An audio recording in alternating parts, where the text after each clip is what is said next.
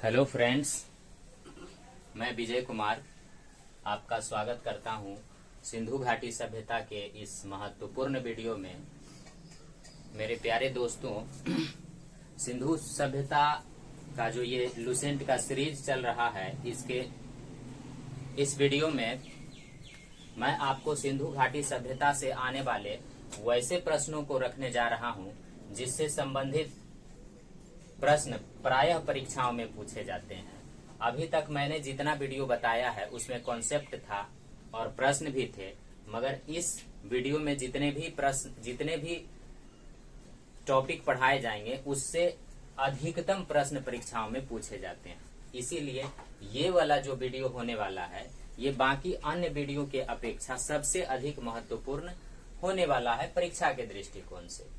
इस कारण से आप इस वीडियो को बहुत अच्छी तरह से समझें, बार बार देखें और चीजों को याद करने की कोशिश करें। तो चलिए, इसमें हम सबसे पहले इसमें सिंधु सभ्यता के स्थल परिचय के बारे में जानेंगे। सिंधु सभ्यता से जो प्रश्न पूछे जाते हैं परीक्षाओं में, उसमें मुख्य रूप से स्थल से संबंधित प्रश्न अधिकतम पूछे जाते हैं। इसीलिए मैंने स्थल से संबंधित जो परिचय है, हालांकि परिचय तो आपका पहले हो चुका है, लेकिन फिर से रिपीट करते हुए चीजों को और महत्वपूर्ण जो भी छूटे हुए बातें हैं उसको क्रमबद्ध रूप से इस वीडियो में हम लोग जानेंगे, समझेंगे और याद करेंगे। तो चलिए शुरू करते हैं। क्योंकि अफगानिस्तान सिंधु सभ्यता का जो स्थल मिला है वो प्रायः तीन देश में प्राप्त हुए हैं। कौन कौन से देश थे? तो अफगानिस्तान है, पाकिस्तान है और भारत है। लेकिन परीक्षाओं में जो प्रश्न पूछे जाते हैं वो मुख्य रूप से पाकिस्तान और भारत से संबंधित प्रश्न पूछे जाते हैं। इसीलिए मैंने यहाँ पर सिंधु सभ्यता का जो स्थल परिचय किया है ये मुख्य रूप से पाकिस्तान और भारत के संदर्भ में ही किया है, क्योंकि इन्हीं से परीक्षाओं में अधिकतम प्रश्न पूछे जाते हैं। तो पाकिस्तान देश, सबसे पहले पाकिस्तान जो हमारा पड़ोसी मुल्क है, हमारा भाई है, इससे संबंधित जो है प्रश्नों को जो सिंधु घाटी सभ्यता से संबंधित है उसमें हम लोग देखने का प्रयास करते हैं। तो यहाँ पर पाकिस्तान में एक हड़प्पा स्थल है। सिंधु घाटी सभ्यता में जब खुदाई की गई तो खुदाई के फलस्वरूप सबसे पहला जो स्थल मिला वो हड़प्पा था। वो कौन था? हड़प्पा। सर जॉन मार्शल साहब, जो कि सिंधु घाटी सभ्यता के कर्णधार थे, सिंधु घाटी सभ्यता के हेड थे, उन्होंने दयाराम साहनी जी को 1921 ईस्वी में हड़प्पा की खुदाई का नेतृत्व प्रदान किया। तो यहाँ से एक प्रश्न आ जाता है। यहाँ से देखिए, अभी तक मैंने जो बोला है उसमें दो प्रश्न आ गए। दो प्रश्न कौन कौन से आ गए कि हड़प्पा किस देश में है? पाकिस्तान में है, पहला प्रश्न। दूसरा, सिंधु घाटी सभ्यता का पहला खुदाई के फलस्वरूप प्राप्त पहला स्थल कौन सा है? तो हड़प्पा है। ये दो प्रश्न आ गए। तीसरा, हड़प्पा के खोजकर्ता कौन है? तो दयाराम साहनी। हड़प्पा की खोज दयाराम साहनी ने कब की? तो 1921 ईस्वी में। इतने सारे प्रश्न आ गए दो तीन सेंटेंस में, और ये सारे परीक्षाओं में पूछे जाते हैं। अब अगला देखिए, ये हड़प्पा से संबंधित जो प्रश्न है ये हड़प्पा से संबंधित जो बात है कि ये पाकिस्तान के किस प्रांत में है? तो हड़प्पा जो है ये पाकिस्तान के पंजाब प्रांत में है, और पंजाब प्रांत में है तो किस जिला में है? तो मोंटगोमरी जिला में है। किस जिला में है? मोंटगोमरी जिला में है। तो पाकिस्तान, हड़प्पा से संबंधित, हड़प्पा पहला खुदाई का स्थल हुआ। हड़प्पा पाकिस्तान में है। हड़प्पा पाकिस्तान के पंजाब प्रांत में है। हड़प्पा किस जिला में है? मोंटगोमरी जिला में है। हड़प्पा की खोज किसने की? दयाराम साहनी ने की। हड़प्पा की खोज कब की गई? तो 1921 ईस्वी में की गई। इतने प्रश्न हुए। आगे देखिए कि सिंधु सभ्यता की खुदाई से प्राप्त पहला शहर कौन सा है? हड़प्पा है। जो सिंधु घाटी सभ्यता थी वो पूरी शहरी सभ्यता थी, नगरीय सभ्यता थी, इसलिए उसमें जो प्राप्त हुए हैं उसे हम लोग शहर कहते हैं या नगर कहते हैं। उसमें जो भी मोहनजोदड़ो, हड़प्पा, कालीबंगा जितने भी प्राप्त हुए उसको हम लोग शहर की संज्ञा देते हैं, नगर की संज्ञा देते हैं। तो एक प्रश्न है, सिंधु सभ्यता की खुदाई से प्राप्त पहला शहर कौन सा है? तो हड़प्पा है। अब अगला प्रश्न है कि हड़प्पा जो है वो किस नदी के तट पर है? तो रावी नदी के तट पर है। हड़प्पा किस नदी के तट पर है? रावी नदी के तट पर है। तो इतने सारे प्रश्नों का संग्रह है कि हड़प्पा किस नदी के तट पर है? रावी नदी के तट पर है। हड़प्पा जो है वो खुदाई से प्राप्त पहला शहर है। आगे देखिए, हड़प्पा से प्राप्त अवशेष, इससे संबंधित प्रश्न बहुत सारे परीक्षाओं में अलग अलग प्रकार से पूछे जाते हैं। आपको याद रखना है हड़प्पा से क्या क्या प्राप्त हुआ है। तो हड़प्पा से क्या क्या प्राप्त हुआ है? तो कुम्हार का चाक। हड़प्पा चूंकि पहला शहर है, सिंधु घाटी सभ्यता का पहला शहर है, और सबसे पहले मिट्टी बनाने का जो मशीन है वही मिल गया। सबसे पहले आप समझिए कि मिट्टी बनाने का जो मशीन यानी चाक, कुम्हार चाक से क्या करते हैं? घैला, खपड़ा, क्या कहते हैं, चुक्का, चुक्की, विभिन्न प्रकार के और भी गिलास वगैरह सब बनाते हैं। तो कुम्हार का चाक, सबसे पहले मिट्टी का सामान बनाने का, बर्तन बनाने का मशीन मिल गया। ऐसे समझिए, पहला खुदाई किया हड़प्पा का और मिट्टी के सामान बनाने का मशीनें मिल गया, यानी कुम्हार का चाक। और कुम्हार का चाक मिला, इसके अलावा अन्न रखने के लिए अन्नागार, अनाज को रखने के लिए अन्नागार मिल गया। इसके अलावा श्रमिक आवास, मजदूरों को रहने के लिए आवास। 3 चीज हुआ, पहला कुम्हार का चाक, उसके बाद अन्न रखने के लिए अन्नागार, फिर रहने के लिए श्रमिक आवास। अनाज के रहने के लिए अन्नागार, लोगों को रहने के लिए श्रमिक आवास, लोगों को, मजदूरों को रहने के लिए श्रमिक आवास, और कुम्हार का चाक। अब आगे देखिए और क्या मिलता है। मातृदेवी की मूर्ति, मातृदेवी की मूर्ति के बाद ओखली, मूर्ति के बाद ओखली के बाद ताबूत, और RS-37 कब्रिस्तान। प्रश्न आता है कि RS-37 जो कब्रिस्तान मिला है वो कहाँ से मिला है? तो हड़प्पा से मिला है। यानी हड़प्पा जो पहला स्थल है, इससे संबंधित जो है शुरुआती मनुष्य का चीज, लास्ट में जो जहाँ मनुष्य जाता है उसका भी प्रूफ मिल गया कि कब्रिस्तान में जाता है। तो कब्रिस्तान उसका नाम है RS-37 कब्रिस्तान। मूर्ति को ओखली में रख के, ताबूत में रख के कब्रिस्तान में दफन कर दिया गया। यानी कि मिट्टी की जो मूर्ति थी, मिट्टी की जो मूर्तियां थी, उसे उस समय क्या किया गया? ओखली में रखा गया, सजाया गया, ताबूत के फॉर्म में डाल के उसको कब्रिस्तान के अंदर नीचे जाके क्या किया? रख दिया। तो इस प्रकार से ये हम ट्रिक लगा के इतना याद रख सकते हैं कि मातृदेवी की मूर्ति जो थी, मातृदेवी की जो मूर्ति बनी थी वो ओखली में रखा गया, ओखली में रखकर ताबूत में ले जाके कब्रिस्तान में, यानी जमीन के नीचे दबा दिया गया। जमीन के नीचे जहां दबाया गया उसको RS-37 कब्रिस्तान बोलते हैं। तो इस प्रकार से ये ट्रिक हो गया। अब यहाँ से हाथी का कंकाल भी मिला। हो से हड़प्पा, हो से हाथी, हो से हड़प्पा, हो से हाथी, हो से हड़प्पा, हो से हाथी। हाथी का कंकाल यानी हाथी का प्रूफ कहाँ से मिला है? हड़प्पा से। हो से हड़प्पा, हो से हाथी, तो हाथी का कंकाल मिला है हड़प्पा से। इसके अलावा सबसे पवित्र चीज भी मिला है। कब्रिस्तान मिला तो पवित्र चीज भी मिला, ताबूत मिला तो पवित्र चीज भी मिला। पवित्र चीज में स्वस्तिक चिन्ह, इस प्रकार का जो वैदिक सभ्यता में इस प्रकार का जो चिन्ह का प्रयोग किया, अभी भी हम लोग करते हैं स्वस्तिक शुभ कार्यों में। ये स्वस्तिक चिन्ह कहाँ से मिला? सिंधु घाटी की सबसे पहला खुदाई स्वस्तिक चिन्ह हड़प्पा से ही प्राप्त हुआ है। इसके बाद कांसा का दर्पण, चूंकि कांस यही पहले वाला प्रूफ कर दिया कि भाई सिंधु घाटी जो सभ्यता है ये कांस्य युगीन सभ्यता है। सबसे पहला जो हड़प्पा का खुदाई है ये प्रूफ कर दिया कि कांस्य युगीन सभ्यता है, यानी कांस्य का दर्पण मिल गया। क्या मिल गया? कांस्य का दर्पण मिल गया। अब हड़प्पा में सबको दफनाने की प्रथा थी। आपसे परीक्षाओं में प्रश्न पूछा जाता है कि बताइए कि सिंधु घाटी सभ्यता का कौन सा ऐसा स्थल था जहां सबों को जलाने की प्रथा थी, जहां सबों को दफनाने की प्रथा थी। जलाने का मतलब हिंदू संस्कार में जला दिया जाता है अभी के टर्म में। इसी प्रकार से मुस्लिम संस्कार में उसको दफना दिया जाता है, यानी कि जमीन के अंदर दफन कर दिया जाता है, गाड़ दिया जाता है।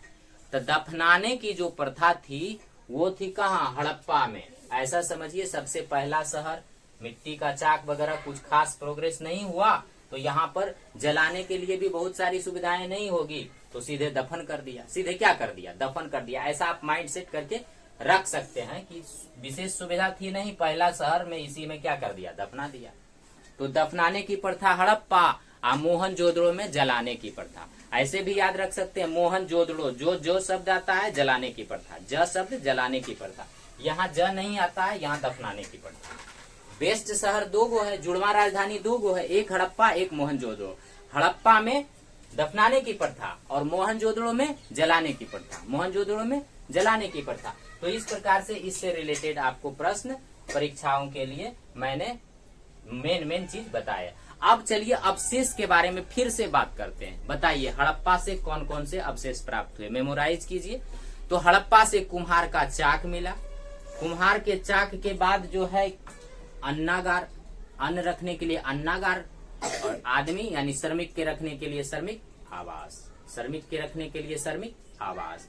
अब यहाँ मातृ देवी से शुरू करते हैं। तो मातृ देवी यानी मातृ देवी की जो मूर्ति है, यानी मातृ देवी की पूजा होती थी, यानी मातृ सत्तात्मक समाज था। सिंधु घाटी सभ्यता मातृ देवी की मूर्ति मिलने का क्या अर्थ है? माँ का सम्मान अधिक था, यानी मातृ सत्तात्मक समाज थी। तो मातृ देवी की मूर्ति, मूर्ति को क्या किए? ओखली में रखे, ओखली में उस समय था नहीं कुछ, तो ओखली में रखे, ओखली से ताबूत में, ताबूत से जाके गाड़ जमीन के अंदर दफन कर दिए। तो RS-37 कब्रिस्तान। फिर हो से हड़प्पा, तो हाथी का कंकाल यहाँ से मिला है, हाथी का क्या मिला है? कंकाल मिला है। फिर सबसे पवित्र स्वस्तिक चिन्ह भी यहीं से प्राप्त हुआ है, स्वस्तिक चिन्ह। और कांस्य युगीन सभ्यता को ये शहर प्रूव कर रहा है, तो कांस्य दर्पण, कांस्य दर्पण। उसके अलावा सबको जलाने की प्रथा थी, इसका प्रमाण सबको दफनाने की प्रथा थी, इसका प्रमाण कहाँ से मिला है? हड़प्पा से मिला है। तो इस प्रकार से जो है सिंधु सभ्यता का जो एक स्थल है हड़प्पा, इसका मैंने आपको परिचय कराया। आपको विशेष तौर पर बार बार चीज को पढ़ के समझ लेना है, ठीक है। अब अगला जो शहर है दोस्तों, वो महत्वपूर्ण शहर है मोहनजोदड़ो। मोहनजोदड़ो या मोहनजोदाड़ो जिसको बोलते हैं। तो मोहनजोदड़ो ये पाकिस्तान के सिंध प्रांत के लड़काना जिला में है। पाकिस्तान में महत्वपूर्ण शहर है मोहनजोदड़ो, यानी दोनों जुड़वा राजधानी हड़प्पा और मोहनजोदड़ो जो है वो पाकिस्तान में ही है। और पाकिस्तान के किस क्षेत्र में है? तो पाकिस्तान के सिंध क्षेत्र में है, पाकिस्तान के सिंध क्षेत्र में है। और डिस्ट्रिक्ट की बात करें तो हड़प्पा जो था वो मोंटगोमरी डिस्ट्रिक्ट में था, लेकिन ये मोहनजोदड़ो जो है ये लड़काना जिला में है। किस जिला में है? लड़काना जिला में है। ये मोहनजोदड़ो जो है ये लड़काना जिला में है। हड़प्पा जो था वो मोंटगोमरी जिला में था। ये मोहनजोदड़ो सिंध क्षेत्र में है, हड़प्पा पंजाब क्षेत्र में था। हड़प्पा पंजाब क्षेत्र में था और मोहनजोदड़ो सिंध क्षेत्र में है। मोहनजोदड़ो के जो खोज करने वाले हैं ये कौन है? तो जॉन मार्शल साहब हेड जो थे वो उन्होंने मोहनजोदड़ो को खोजने के लिए राखाल दास बनर्जी को नियुक्त किया कि जाइए आप मोहनजोदड़ो की खुदाई कीजिए। और कब? तो दयाराम साहनी से 1 साल बाद यानी 1922 ईस्वी में हड़प्पा की खोज दयाराम साहनी ने की और मोहनजोदड़ो की खोज किसने की? राखाल दास बनर्जी ने की। तो बताइए हड़प्पा किस जिला में है? लड़काना जिला में है। हड़प्पा की मोहनजोदड़ो लड़काना जिला में है। मोहनजोदड़ो जो है वो पाकिस्तान के किस प्रांत में है? तो सिंध प्रांत में है। हड़प्पा किस प्रांत में था? पंजाब प्रांत में था। हड़प्पा किस जिला में था? तो ठीक है। अब हम लोग यहाँ पर देखते हैं कि खोजकर्ता 1 साल बाद 1922, 1 साल पहले हड़प्पा 1921। अब ये जो मोहनजोदड़ो है ये यहाँ से भी क्वेश्चन आता है कि मोहनजोदड़ो सिंधु नदी के किस तट पर था? तो सिंधु नदी के दाएं तट पर था। सिंधु नदी के दाएं तट पर था। ये चीज जो है ये भी आप याद रखेंगे। और मोहनजोदड़ो का अर्थ क्या होता है? मोहनजोदड़ो का अर्थ होता है मृतकों का टीला। मोहनजोदड़ो का क्या अर्थ है? मृतकों का टीला। चूंकि सिंधु घाटी सभ्यता में कोई अस्त्र शस्त्र कहीं से प्राप्त नहीं हुआ है, इससे ये प्रतीत होता है कि सिंधु घाटी सभ्यता जो थी, तो मोहनजोदड़ो का जो अर्थ है वो होता है मृतकों का टीला। और ये महत्वपूर्ण प्रश्न है जो कि प्रायः परीक्षाओं में पूछा जाता है। खोजकर्ता का भी नाम प्रायः एग्जाम में पूछे जाते हैं। तो मोहनजोदड़ो जो है, मोहनजोदड़ो यानी सिंधु घाटी सभ्यता से मैं बोल रहा था कि सिंधु घाटी जो सभ्यता है उससे अस्त्र शस्त्र के प्रमाण नहीं मिले। इससे ये पता चलता है कि ये जो सभ्यता थी ये बहुत ही शांति प्रिय सभ्यता थी और यहाँ के लोग झगड़ालू प्रवृत्ति के नहीं थे। तो लेकिन यहाँ पर जो मृतकों का टीला मिला है, यानी बहुत सारे आदमी एक साथ मरे हुए मिले हैं, तो इससे ये पता चलता है कि ऐसा लगता है जैसे दूसरी सभ्यता के कोई लोग होंगे जो कि अटैक कर दिए और इन सब लोगों को एक साथ मार दिए। शायद इससे भी इसके विनाश का एक कारण हो सकता है। तो मृतकों का टीला यानी कि बहुत सारे आदमी एक साथ जो मरे हुए हैं, इसी कारण से इस स्थान को मोहनजोदड़ो कहा जाता है। इस स्थान को क्या कहा जाता है? मोहनजोदड़ो कहा जाता है। अब सिंधु सभ्यता का जो गलीचा है, सिंधु सभ्यता का गलीचा, ये भी मोहनजोदड़ो को कहा जाता है। सिंधु सभ्यता का क्या कहा जाता है? गलीचा, मोहनजोदड़ो को। अब मोहनजोदड़ो में एक सबसे बड़ी इमारत मिली है। मोहनजोदड़ो में जो सबसे बड़ी इमारत है वो है अन्नागार। और अन्नागार जो इसका है वो हड़प्पा के अन्नागार से क्या है? बड़ा है। हड़प्पा सभ्यता का जो अन्नागार है उससे हड़प्पा शहर का जो अन्नागार है, हड़प्पा में भी अन्नागार मिला है, लेकिन यहाँ जो अन्नागार मिला है ये हड़प्पा से बड़ा है। यानी पूरी सिंधु घाटी सभ्यता का सबसे बड़ा जो भवन है वो अन्नागार है, जो कि मोहनजोदड़ो का है। उसके बाद सिंधु घाटी सभ्यता में जो है, यहाँ से प्रश्न आते हैं कि सिंधु घाटी सभ्यता का सबसे बड़ा शहर कौन सा है? तो मोहनजोदड़ो। यानी सिंधु घाटी सभ्यता में अगर जितने सारे शहर अभी मिले हैं, 1500 समथिंग जो शहर मिले हैं, उन सब में यदि सबसे बड़ा स्थल की बात की जाए कि क्षेत्रफल के हिसाब से सबसे बड़ा शहर कौन सा है, तो वो इसी का नंबर आता है मोहनजोदड़ो का, कि मोहनजोदड़ो ही सबसे बड़ा शहर अभी तक में मिला है। तो ये प्रश्न जो है ये भी परीक्षाओं में कई बार पूछा गया है। अब यहाँ से सबसे बड़ा स्विमिंग पूल भी प्राप्त हुआ है, स्नानागार बोल सकते हैं। यानी सबसे बड़ा जो स्विमिंग करने का पूल है वो भी कहाँ से मिला है? तो मोहनजोदड़ो से ही प्राप्त हुआ है। अब मोहनजोदड़ो में जो है, तो ये अवशेष के अंतर्गत भी इसको कह सकते हैं कि सबसे बड़ा स्विमिंग पूल कहाँ से प्राप्त हुआ? तो मोहनजोदड़ो से। सबसे बड़ी इमारत कहाँ से प्राप्त हुई? तो मोहनजोदड़ो से। सबसे बड़ी इमारत कौन सी थी? तो अन्नागार थी। सिंधु घाटी सभ्यता का सबसे बड़ा शहर कौन सा था? तो मोहनजोदड़ो था। मोहनजोदड़ो सिंधु नदी के किस तट पर था? तो दाएं तट पर था। मोहनजोदड़ो किस नदी के किनारे था? तो एक ट्रिक आता है, मोसी कोसी चोसी, यानी मोसी अभी आप याद रखिए, मोसी यानी मोहनजोदड़ो सिंधु नदी, मोहनजोदड़ो सिंधु नदी, मोहनजोदड़ो मोसी यानी मोहनजोदड़ो सिंधु नदी, मोसी कोसी चोसी आगे बताएंगे। अभी मोहनजोदड़ो सिंधु नदी, तो सिंधु नदी और सिंधु नदी के दायां तट, सिंधु नदी के दायां तट पर जो ये था मोहनजोदड़ो था। मोहनजोदड़ो का अर्थ क्या होता है? मृतकों का टीला। क्यों? मैंने बता दिया।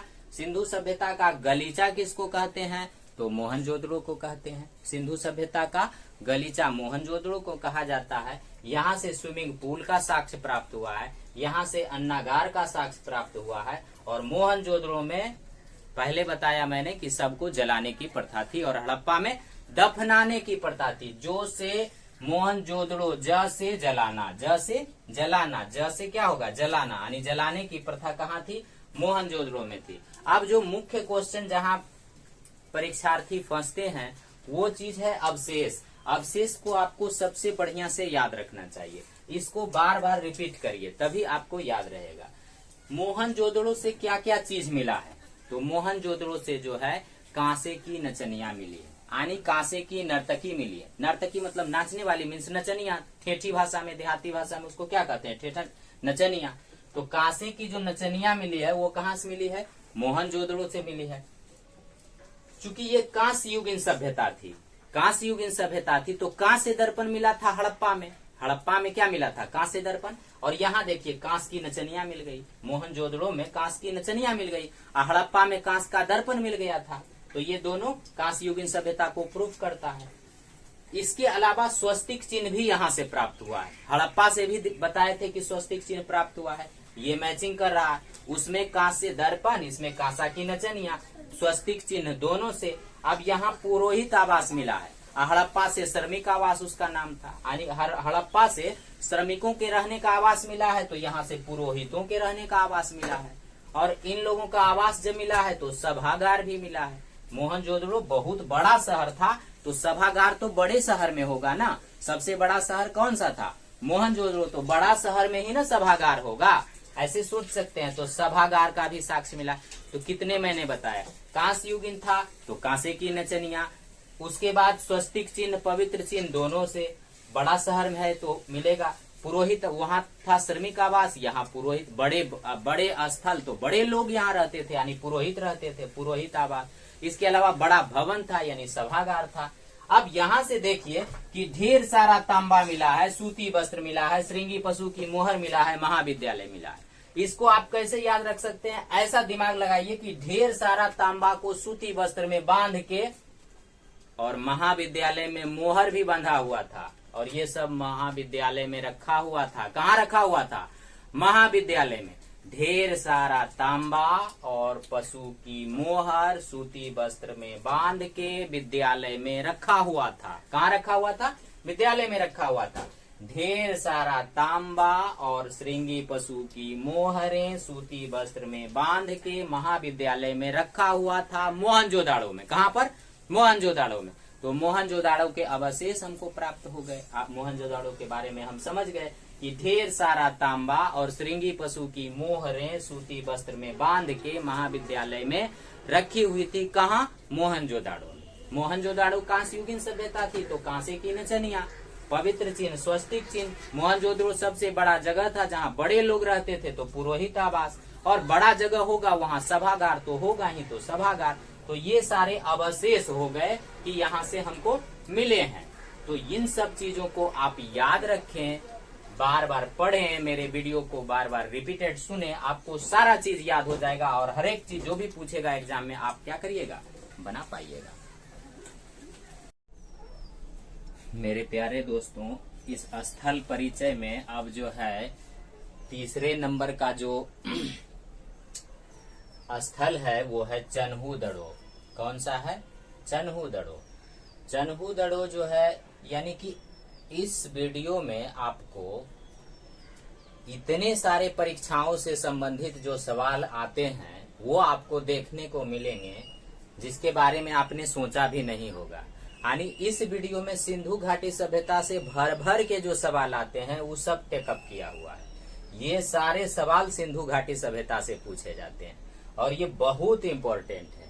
इसलिए इस वीडियो को आप तो पूरा का पूरा देखिए, पूरा इंपॉर्टेंट है एग्जाम के दृष्टिकोण से, छोड़ना नहीं है, सब कुछ पूछा जा रहा है। तो चलिए, ये तीसरा स्थल, हम लोग अभी दो स्थल देखे। पहला हड़प्पा जो कि था रावी नदी के तट पर, दूसरा मोहनजोदड़ो जो कि सिंधु नदी के तट पर, और तीसरा यह है चन्हूदड़ो जो कि खुद सिंधु नदी के तट पर है। यानी कि मैंने एक ट्रिक आपको पहले बताया था, मोसी, यानी मोहनजोदड़ो सिंधु नदी के तट पर। अब ये है चोसी। चोसी यानी हो गया चन्हूदड़ो, चन्हूदड़ो सिंधु नदी के तट पर। मोसी मोहनजोदड़ो, या सी इधर से लिख दीजिए, ऐसे लिख दीजिए मोसी। इसको भी मन करे तो सी इधर से लिख दीजिए। मोहनजोदड़ो सिंधु नदी, चोसी चन्हूदड़ो सिंधु नदी, चन्हूदड़ो सिंधु नदी।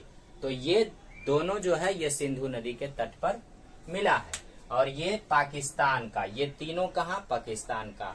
हड़प्पा था पंजाब प्रांत पाकिस्तान, मोहनजोदड़ो था सिंध प्रांत पाकिस्तान, और चन्हू-दड़ो जो है ये भी सिंध प्रांत पाकिस्तान, ये भी सिंध प्रांत पाकिस्तान। इसका प्रायः जिला नहीं पूछा जाता है, इसलिए मैंने जिला नहीं बताया है। और उन दोनों का जिला पूछा जाता है, जैसे हड़प्पा मोंटगोमरी जिला में था पाकिस्तान के, और मोहनजोदड़ो जो था वो लरकाना जिला में था। तो वो दोनों का जिला भी इम्पोर्टेंट है, लेकिन इसमें जिला प्रायः नहीं पूछा जाता है, इसलिए मैंने जिला मेंशन नहीं किया है। तो दो चीज आपको पता चल गए, चन्हू-दड़ो कहाँ है? पाकिस्तान में। पाकिस्तान के किस प्रांत में चन्हू-दड़ो है? तो सिंध प्रांत में। चन्हू-दड़ो किस नदी के किनारे है? तो चोसी। चन्हू-दड़ो सिंधु नदी के किनारे है। अब इसके खोजकर्ता भी पूछा जाता है, तो कि चन्हू-दड़ो को किसने खोजा? अब ये जॉन मार्शल साहब जो हेड थे, उन्होंने इसका खोजने के लिए किसको नियुक्त कर दिया? गोपाल दास मजुमदार को। किसको? गोपाल दास मजुमदार को। आप खोजकर्ता को कुछ इस तरह से याद रख सकते हैं कि पहला शहर हड़प्पा, तो हड़प्पा में दया करने वाला आदमी को पहली बार दया यानी कि दयाराम साहनी। दूसरा मोहनजोदाड़ो, तो मोहनजोदाड़ो की जो खोज किया था वो कौन किए थे? राखालदास बनर्जी यानी बंगाल वाले, ठीक है। और ये चन्हू-दड़ो जो है इसकी खोज कौन किए थे? तो गोपाल दास मजुमदार। अब ये देखिए चन्हू से कुछ आप ऐसा समझ सकते हैं, ट्रिक लगा सकते हैं। चन्हू यानी चुहाड़ टाइप का, चन्हू यानी थोड़ा सा चुहाड़ टाइप का, यानी कि मजनू टाइप का। यानी कैसा? मजनू टाइप का। किस टाइप का? मजनू टाइप का। चुहाड़ यानी मजनू टाइप का, देहाती भाषा में बोलते हैं चुहाड़ यानी थोड़ा सा मजनू टाइप का, इधर उधर है ना। तो मजनू से आ गया मजुमदार, मजनू से आ गया मजुमदार। अब बार बार पढ़ेंगे गोपाल दास मजुमदार तो नाम याद रहेगा कि भाई गोपाल दास मजुमदार है। तो चन्हू-दड़ो के खोजकर्ता, चन्हू-दड़ो चुहाड़ के खोजकर्ता कौन हो गए? मजनू टाइप के, यानी कि गोपाल दास मजुमदार थी। ये थोड़ा सा ट्रिक हो गया याद रखने के लिए। अब यहां से देखिए कि जो चन्हू-दड़ो स्थल मिला है पाकिस्तान के सिंध प्रांत में, इससे जो अवशेष मिला है वो मुख्य रूप से महिला से संबंधित है। अब ये चुहाड़ है, अब ये मजनू है भाई, तो महिला से संबंध तो इसका होगा ना। मजनू का संबंध तो महिला से होगा, चुहाड़ का संबंध तो महिला से होगा। तो महिला से संबंधित सबसे ज्यादा जो अवशेष मिला है वो कहां से प्राप्त हुआ है? चन्हू-दड़ो से। महिला से संबंधित जो सर्वाधिक अवशेष मिला है वो कहां से मिला है? चन्हू-दड़ो से, ठीक है। महिला से संबंधित जो सर्वाधिक अवशेष मिला है वो कहां से मिला है? चन्हू-दड़ो से। अब ये प्रश्न परीक्षाओं के दृष्टिकोण से इम्पोर्टेंट बन जाता है कि पाकिस्तान के किस क्षेत्र में है, किस नदी के किनारे, इसके खोजकर्ता इम्पोर्टेंट हो जाते हैं। महिला से संबंधित सर्वाधिक अवशेष कहाँ मिले हैं ये भी परीक्षा में पूछा जा चुका है। अब अवशेष की बात करते हैं कि अब अवशेष में पहले ही पता चल गया ना कि महिला से संबंधित सर्वाधिक अवशेष कहाँ से मिले हैं, तो चन्हू-दड़ो से मिले। तो महिलाओं से संबंधित अवशेष जब मिले हैं तो अवशेष का जो नाम होगा वो भी तो महिला से संबंधित होगा। तो महिलाएं करती क्या है? तो सबसे पहले तो महिलाएं मेकअप करती है। महिलाएं क्या करती है आपको पता है ना, जितनी भी लड़कियां होती है वो सब क्या करती है? मेकअप किया करती है। तब मेकअप का सामान, सबसे पहले मेकअप का जो सामान है वो कहाँ से मिला है? चुहाड़ के पास, यानी खोज किए मजनू जी गोपाल दास मजुमदार, यानी चन्हू-दड़ो से जो है मिला है मेकअप का सामान, ठीक है। तो पहला अवशेष मेकअप का सामान। अब महिलाएं मेकअप में क्या क्या करती है? तो क्या क्या करती है? तो सबसे पहले तो वो होठ पर क्या लगाएगी? लिपस्टिक। तो यानी कि लिपस्टिक मिला है। अब अलता कहाँ लगाती है? पैर में अलता लगाती है। वो रंग है वही ना, रंग जो लगाती है महिलाएं सब पैर में, जो जिससे उनका पैर सुंदर दिखाई पड़ता है, तो ये अलता भी लगाती है। अलता लगाती है तो अलता मिला है। अब आपको पता है कि विभिन्न प्रकार के क्रीम लगाती है जिसमें कि आप लोग का मैक्सिमम पैसा चल जाता है। तो इस प्रकार से ये क्रीम जो है ये कहाँ से मिला है, ये भी मिला है चनहु दड़ों से। आप पाउडर तो लगाएगी ना स्मार्ट दिखने के लिए, तो ये पाउडर भी मिला। उसके बाद अब महिलाएं तो पेंटिंग करती है, पेंटिंग प्राय लड़कियां करती है, तो ये पेंटिंग घड़ा का पेंटिंग, घड़ा का जो पेंटिंग किया हुआ घड़ा कमर पर लेके, ये घड़ा का पेंटिंग ये भी कहाँ से मिला है, चनहु दड़ों से मिला। अब महिलाएं हैं तो सुई धागा वाला काम प्राय कौन करती है, महिला करती है। सुई धागा वाला जो काम है वो भी महिला करती है। और जहां भी जाती है कॉलेज या स्कूल में तो क्या लेके जाती है, छोटा सा शीशा, तब ना वो मुंह कान देखेगी, तो छोटा सा शीशा भी मिला है। ये सब तो महिला का है। अब अलंकृत मन का, अलंकृत मतलब सजाया हुआ, मन का आप समझ सकते हैं मोती जो होता है, महिलाएं जो गला में पहनती है मोती, वो विभिन्न प्रकार की चीजों से बनते थे, अलग अलग टाइप का जो मोती है उसी को मनका कहा जाता है। उसी को क्या कहते हैं, मनका कहते हैं। ये मनका अलंकृत किया हुआ मनका मिला है, अलंकृत किया हुआ क्या मिला है, मनका। अब मनका मिला है तो इसका अर्थ है मनका का कारखाना होगा। क्या होगा, मनका का कारखाना होगा, तो मनके बनाने के कारखाने भी चनहु दड़ों से मिल गए। मनके बनाने के जो कारखाने हैं वो चनहु दड़ों से मिल गए। लेकिन इसके साथ मेरे प्यारे विद्यार्थियों, आपको ये भी याद रखना है कि लोथल से भी मनका का कारखाना मिला है। तो यदि ऑप्शन में रहेगा कि मनके के कारखाने कहाँ से प्राप्त हुए हैं, मान लिया जाए उस ऑप्शन में 4 ऑप्शन देगा, उसमें से पहला चनहु दड़ों और दूसरा लोथल दे देगा, तीसरा कालीबंगा और चौथा नंबर में हड़प्पा दे देगा।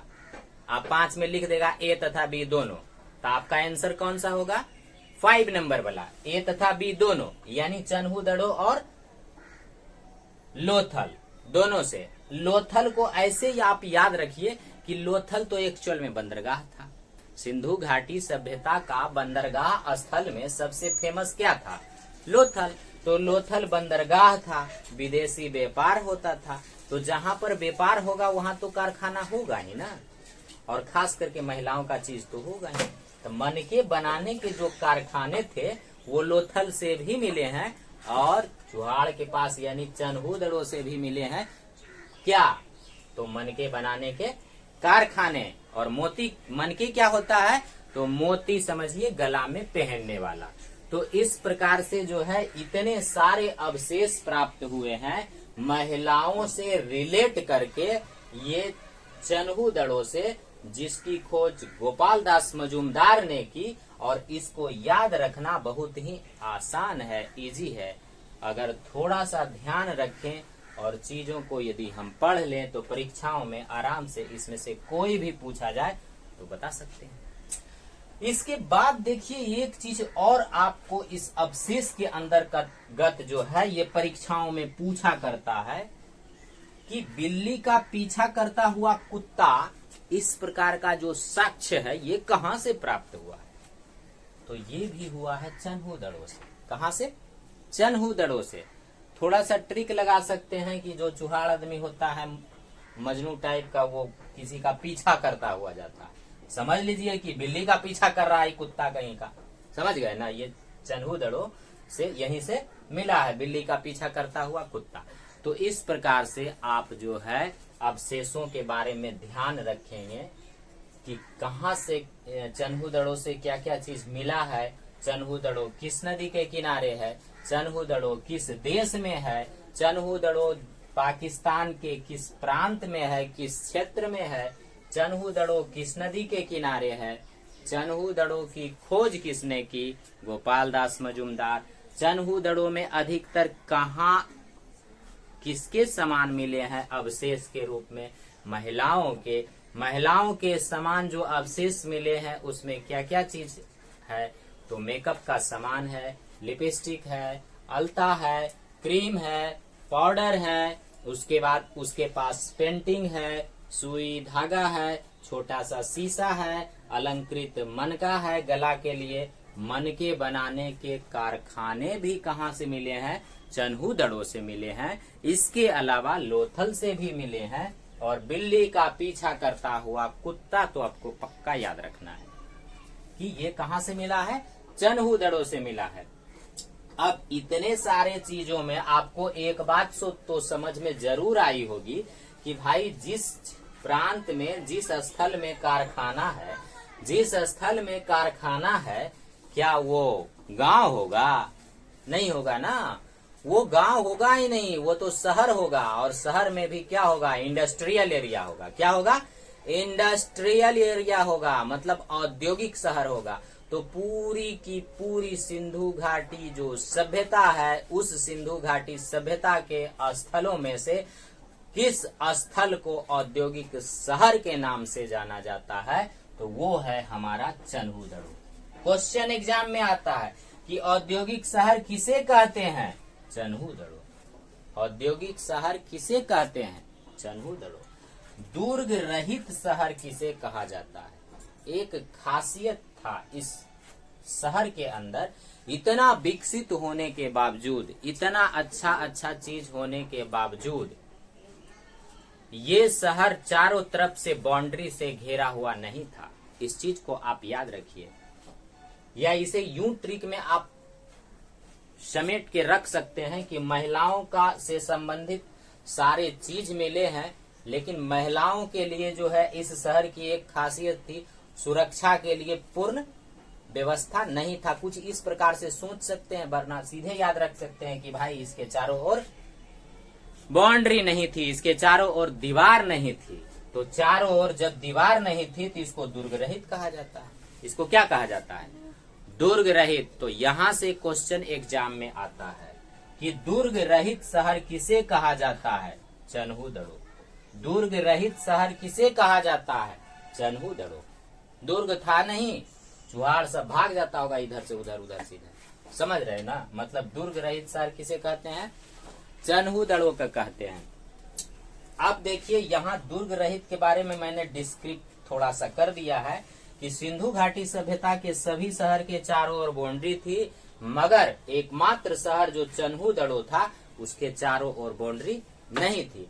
इस प्रकार से चन्हूदड़ो से रिलेटेड ये क्वेश्चन परीक्षाओं में पूछे जाते हैं। यहाँ से अवशेष भी सारे पूछे जाते हैं, एक एक अलग अलग निकाल के कि कहाँ से मिला है। तो इस प्रकार से मैं इसमें अगर टिक आउट करूं तो ये सारे इंपॉर्टेंट है जो कि आपको पढ़ लेना है। मैंने पहले कहा कि ये वीडियो को छोड़िए मत, ये वीडियो आपके लिए वेरी वेरी इंपॉर्टेंट होने वाला है। इसमें स्थल से रिलेटेड क्वेश्चन पूछते हैं और सारा का सारा आपको याद करना है। बार बार रिपीट कीजिए, बार बार चीजों को इसको समझिए, पूरा वीडियो देखिए, सुनिए, लिखिए, कॉपी में पेन डाउन कीजिए, देखिए कैसे याद होता है। ठीक है, अब दूसरा स्थल देखते हैं। अब सिंधु घाटी सभ्यता का जो अगला स्थल है पाकिस्तान का, वो है कोट दीजी। कोट दीजी से संबंधित अधिक प्रश्न नहीं पूछा जाता है। यह किस नदी के किनारे है? तो कोट दीजी हो गया सिंधु नदी के कारण, ये महत्वपूर्ण है। तो इस प्रकार से 3 ट्रिक हो गया, मोसी, कोसी और चोसी। मोसी, कोसी और चोसी। मोहनजोदड़ो सिंधु नदी के किनारे, कोट दीजी सिंधु नदी के किनारे, चन्हूदड़ो सिंधु नदी के किनारे। चन्हूदड़ो सिंधु नदी के किनारे, मोहनजोदड़ो सिंधु नदी के किनारे, कोट दीजी सिंधु नदी के किनारे, चन्हूदड़ो सिंधु नदी के किनारे, मोसी, कोसी, चोसी। तो इस प्रकार से ये आपका 3 नदियों का ट्रिक हो गया, जो कि कंफ्यूज करने पर एग्जाम में बहुत काम आते हैं। आप लोग इसको याद रखिए, ठीक है। तो कोट दीजी किस नदी के किनारे? सिंधु नदी के किनारे। कोट दीजी किस देश में? पाकिस्तान में। कोट दीजी किस देश में है? पाकिस्तान में।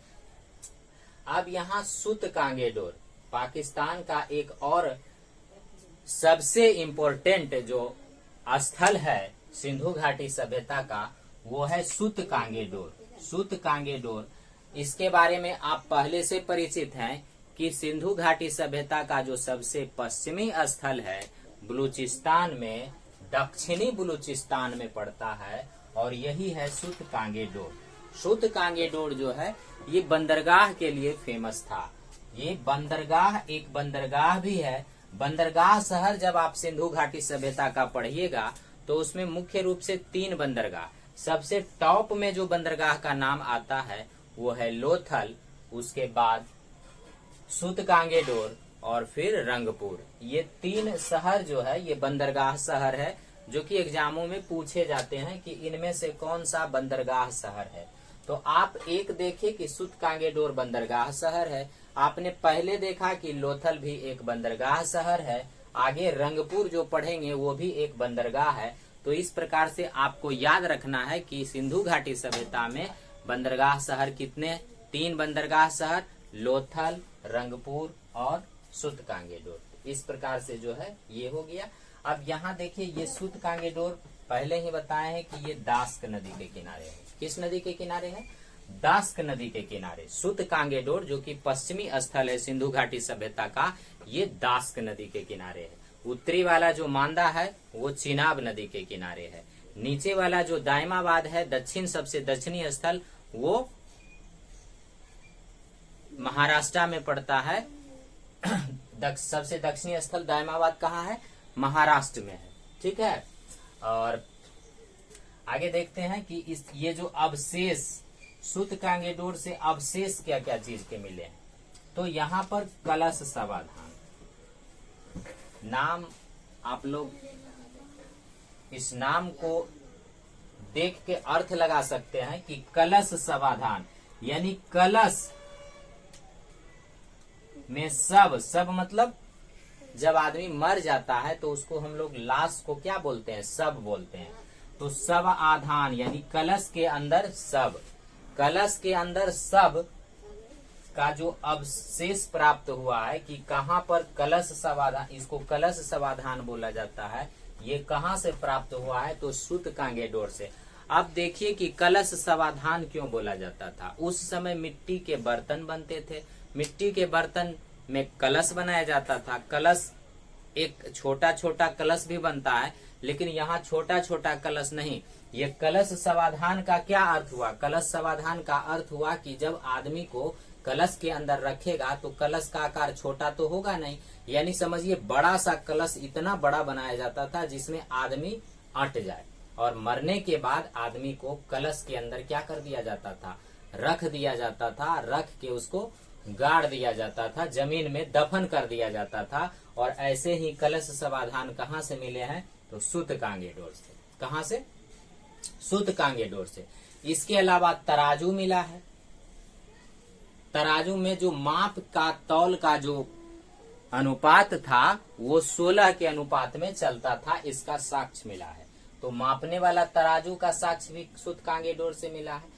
तांबे की कुल्हाड़ी, चूंकि इसके पहले उत्तर पाषाण काल जब हम लोग पढ़े थे तो प्रागैतिहासिक काल में, तो उसी समय तांबे का प्रचलन हो चुका था। और बाद में जब सिंधु घाटी सभ्यता होती है तो तांबा और टीना को मिला के कांस्ययुगीन सभ्यता प्रारंभ हो जाती है। तो इस प्रकार से तांबे का, पहले से तांबे का प्रचलन हो चुका था, तो तांबे की कुल्हाड़ी प्राप्त हुई है। तो यहाँ से अवशेष में 3 चीज हम लोग पढ़े हैं। एक तो कलश समाधान, कहाँ से? सूतकांगेडोर से कलश समाधान आया, दूसरा तराजू आया, और तीसरा तांबे की कुल्हाड़ी आई। तो इस प्रकार से ये अवशेष हो गया सूतकांगेडोर से। इसको आप लोग बार बार पढ़िए। अब हम लोग पाकिस्तान का 5 क्षेत्र पढ़ चुके हैं।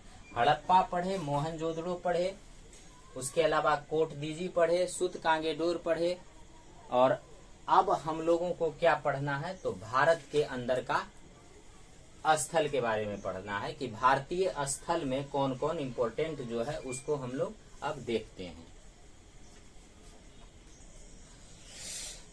तो फ्रेंड्स देखे हम पाकिस्तान में कि पाकिस्तान में 5 स्थल जो था मुख्य रूप से, वो पांचों जो है स्थल जो है वो सिंधु घाटी सभ्यता का 5 स्थल था, जिसमें से सबसे पहले हड़प्पा, फिर मोहनजोदड़ो, फिर चन्हूदड़ो, उसके बाद कोटदीजी, और दक्षिण बलूचिस्तान में सूतकांगेडोर था। अब हम लोग जो है भारत के अंतर्गत जो सिंधु घाटी सभ्यता का मुख्य स्थल प्राप्त हुआ है उसके बारे में पढ़ाई करते हैं। इसमें सारे प्रश्न जो मैंने यहाँ लिस्टेड किया है, ये सारे एग्जाम के दृष्टिकोण से बहुत महत्वपूर्ण है और कई बार परीक्षाओं में आए हैं। इसी कारण से आपको बार बार क्या करना है कि वीडियो को देखना है, रोक रोक के पेन से लिखना है, अपना कॉपी में नोटबुक बनाते जाना है और बात को धीरे धीरे समझते जाना है। तो देखिए यहाँ भारत में शुरू करते हैं। पहला स्थल जो मिला है वो है मांदा।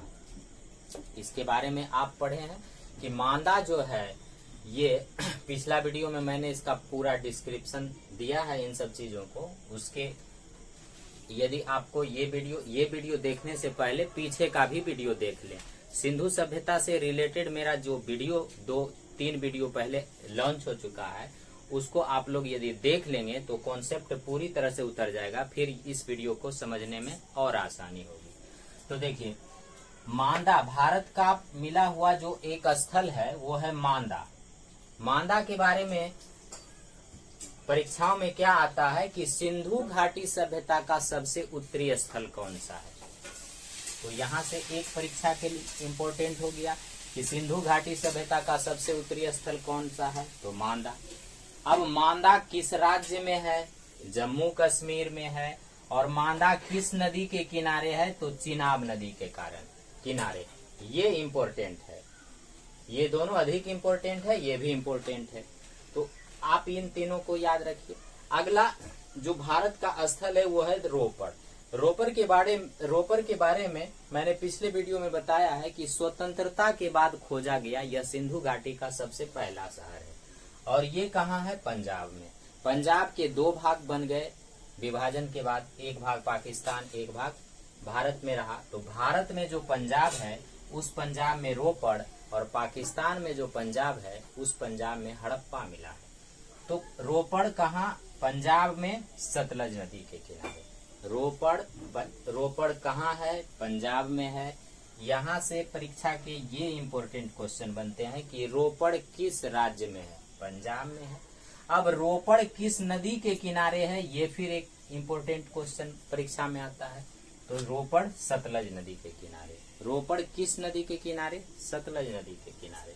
अब रोपड़ के खोजकर्ता कौन है, क्योंकि स्वतंत्रता के बाद जस्ट ये पहला शहर है, इसीलिए ये भी इम्पोर्टेंट है और परीक्षाओं में आता है कि रोपड़ के खोज करने वाले कौन है, तो यज्ञदत्त शर्मा। कौन है रोपड़ के खोज करने वाले, यज्ञदत्त शर्मा।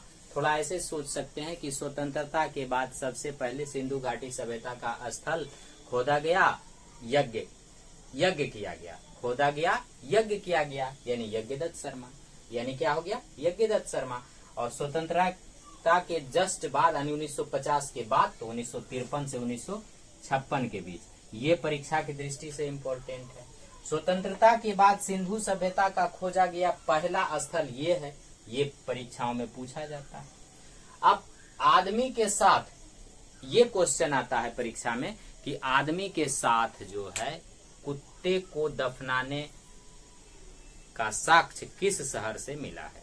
आदमी के साथ कुत्ते को दफनाने का जो साक्ष्य है वो किस शहर से मिला है, तो वो भी रोपड़ से मिला है। आदमी के साथ कुत्ते को यानी पालतू पशु को क्या किया जाता था, रोपड़ में यानी सिंधु घाटी सभ्यता में कुछ जगहों पर, खासकर रोपड़ में, कि आदमी मालिक यदि मर जाता था तो मालिक के पास जो भी पालतू पशु रहता था, विशेष तौर पर उस समय कुत्ता प्रचलित था, तो उसको भी उसके साथ क्या किया जाता था कि दफना दिया जाता था।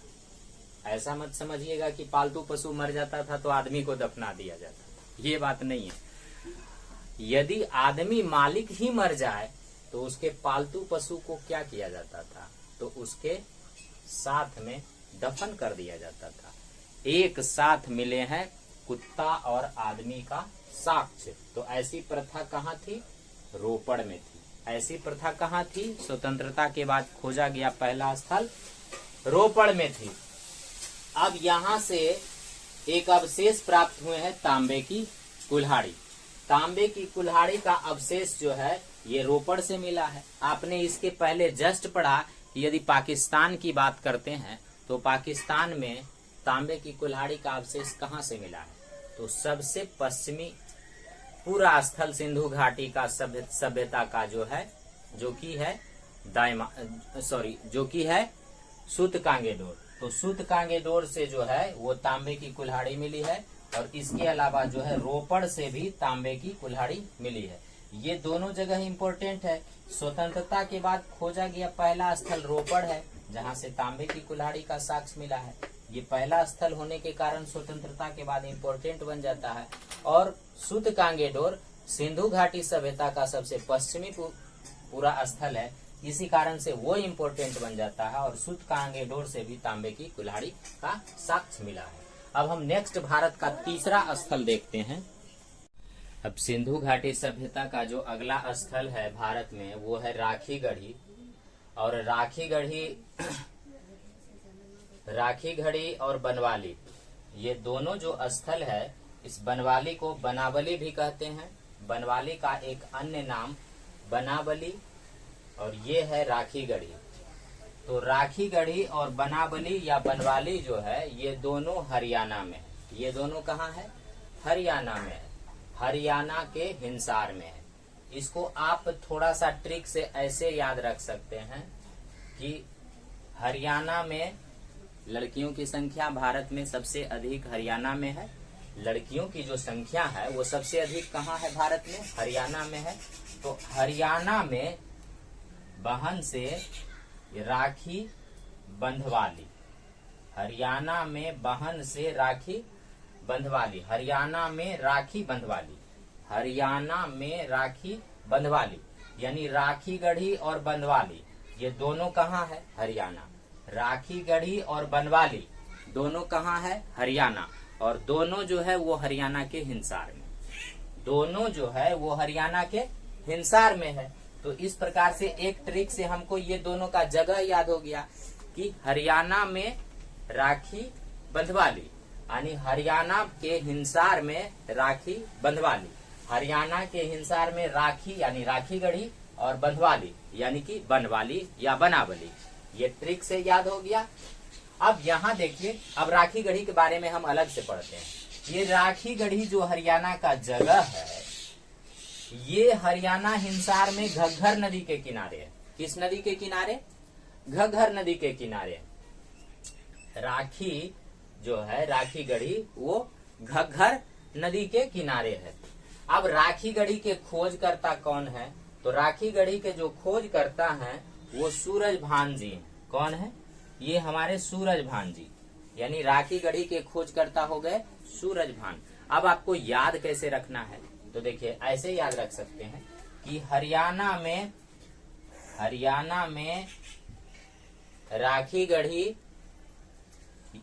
राखीगढ़ी यानी हरियाणा में जो राखी है ये सूरज जैसा, राखी का आकृति आप समझ लीजिए कि कैसा है? सूरज जैसा। राखी की आकृति सूरज जैसा है। तो हरियाणा में सूरज जैसा राखी बंधवाली, हरियाणा में सूरज जैसा राखी बंधवाली। तो हरियाणा में यानी हरियाणा में हो गया सूरज यानी सूरजभान, राखीगढ़ी के खोजकर्ता सूरजभान, राखी बंधवाली अब बनवाली। बनवाली और राखीगढ़ी दोनों हरियाणा के हिसार में, और राखीगढ़ी के खोजकर्ता कौन हो गए? राखी सूरज जैसा, यानी कि राखीगढ़ी के खोजकर्ता कौन हो गए? सूरजभान। तो इस प्रकार से ये तीनों आपको ट्रिक के माध्यम से याद हो गया।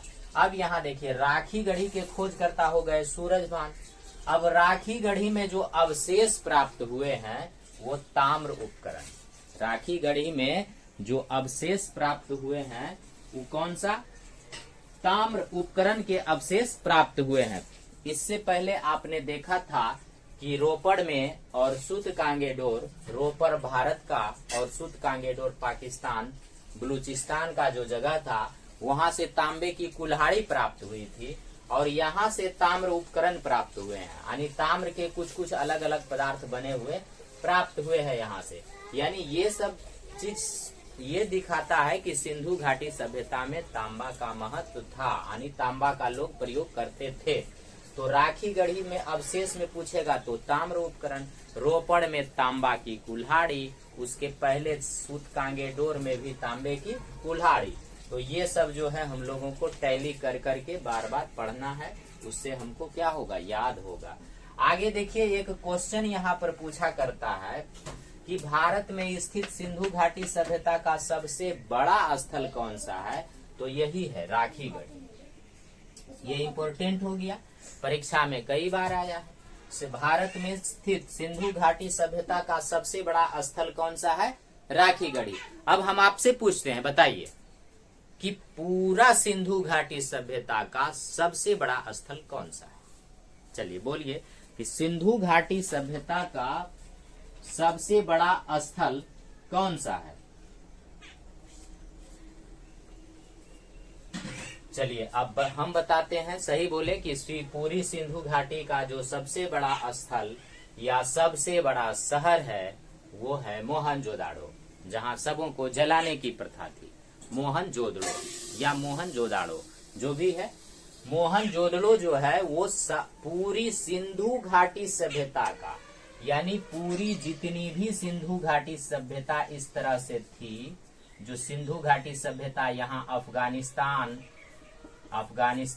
यहाँ अफगानिस्तान, पाकिस्तान, इधर भारत तक जो फैला हुआ इस तरह का जो क्षेत्र है, ये पूरी सिंधु घाटी सभ्यता का जो सबसे बड़ा शहर है, सबसे बड़ा स्थल है, वो अब पाकिस्तान के मोहनजोदाड़ो, पाकिस्तान के मोहनजोदाड़ो में है। वो पाकिस्तान का मोहनजोदाड़ो है। लेकिन पूछेगा कि सिर्फ भारत का, तो कट जाएगा थोड़ा सा। यानी भारत का ही सबसे बड़ा स्थल सिंधु घाटी सभ्यता का कौन सा है? तो वो हरियाणा में राखीगढ़ी, हरियाणा के हिसार का राखीगढ़ी। तो दो चीज कंफ्यूज नहीं करना है आपको, दो चीज याद रखना है कि पूरी सिंधु घाटी सभ्यता का सबसे बड़ा स्थल मोहनजोदड़ो, लेकिन सिर्फ भारत में सिंधु घाटी सभ्यता का सबसे बड़ा स्थल राखीगढ़ी। ठीक है, तो इस प्रकार से जो है हम राखीगढ़ी के बारे में पढ़े। अब बनवाली, इसका नाम बनावली है, ये हरियाणा के हिसार में है। और यहाँ से ये क्वेश्चन पूछता है ये किस नदी के किनारे है, ये भी कई बार परीक्षाओं में आया है। ज्यादातर रंगोई लिखता है, लेकिन आप सरस्वती भी याद रखिए कि रंगोई का ही नाम सरस्वती, यानी बनवाली सरस्वती नदी या रंगोई नदी के तट पर स्थित है।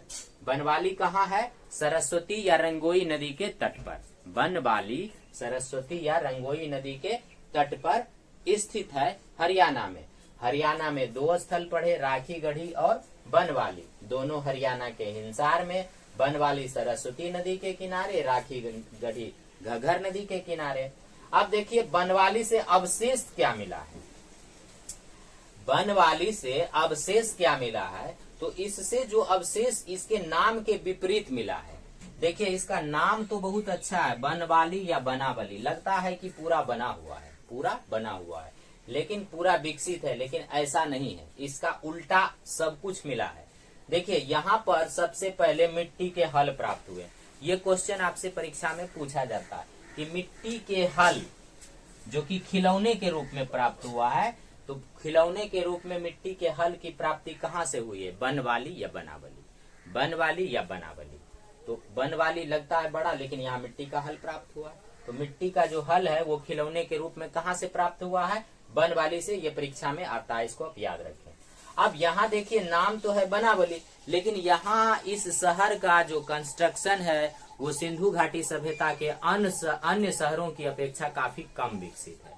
यानी यहाँ की जो सड़कें हैं वो पहले दूसरे अन्य शहरों की सड़कें, मैंने आपको बताया, ग्रिड पद्धति बताया था, तो इसके पिछले वीडियो में तो बताया था कि सड़कें सीधी हुआ करती थी, मुख्य सड़क चौड़ी हुआ करती थी, 10-10 मीटर चौड़ी सड़कें हुआ करती थी, और जो है सीधी सीधी सड़कें हुआ करती थी।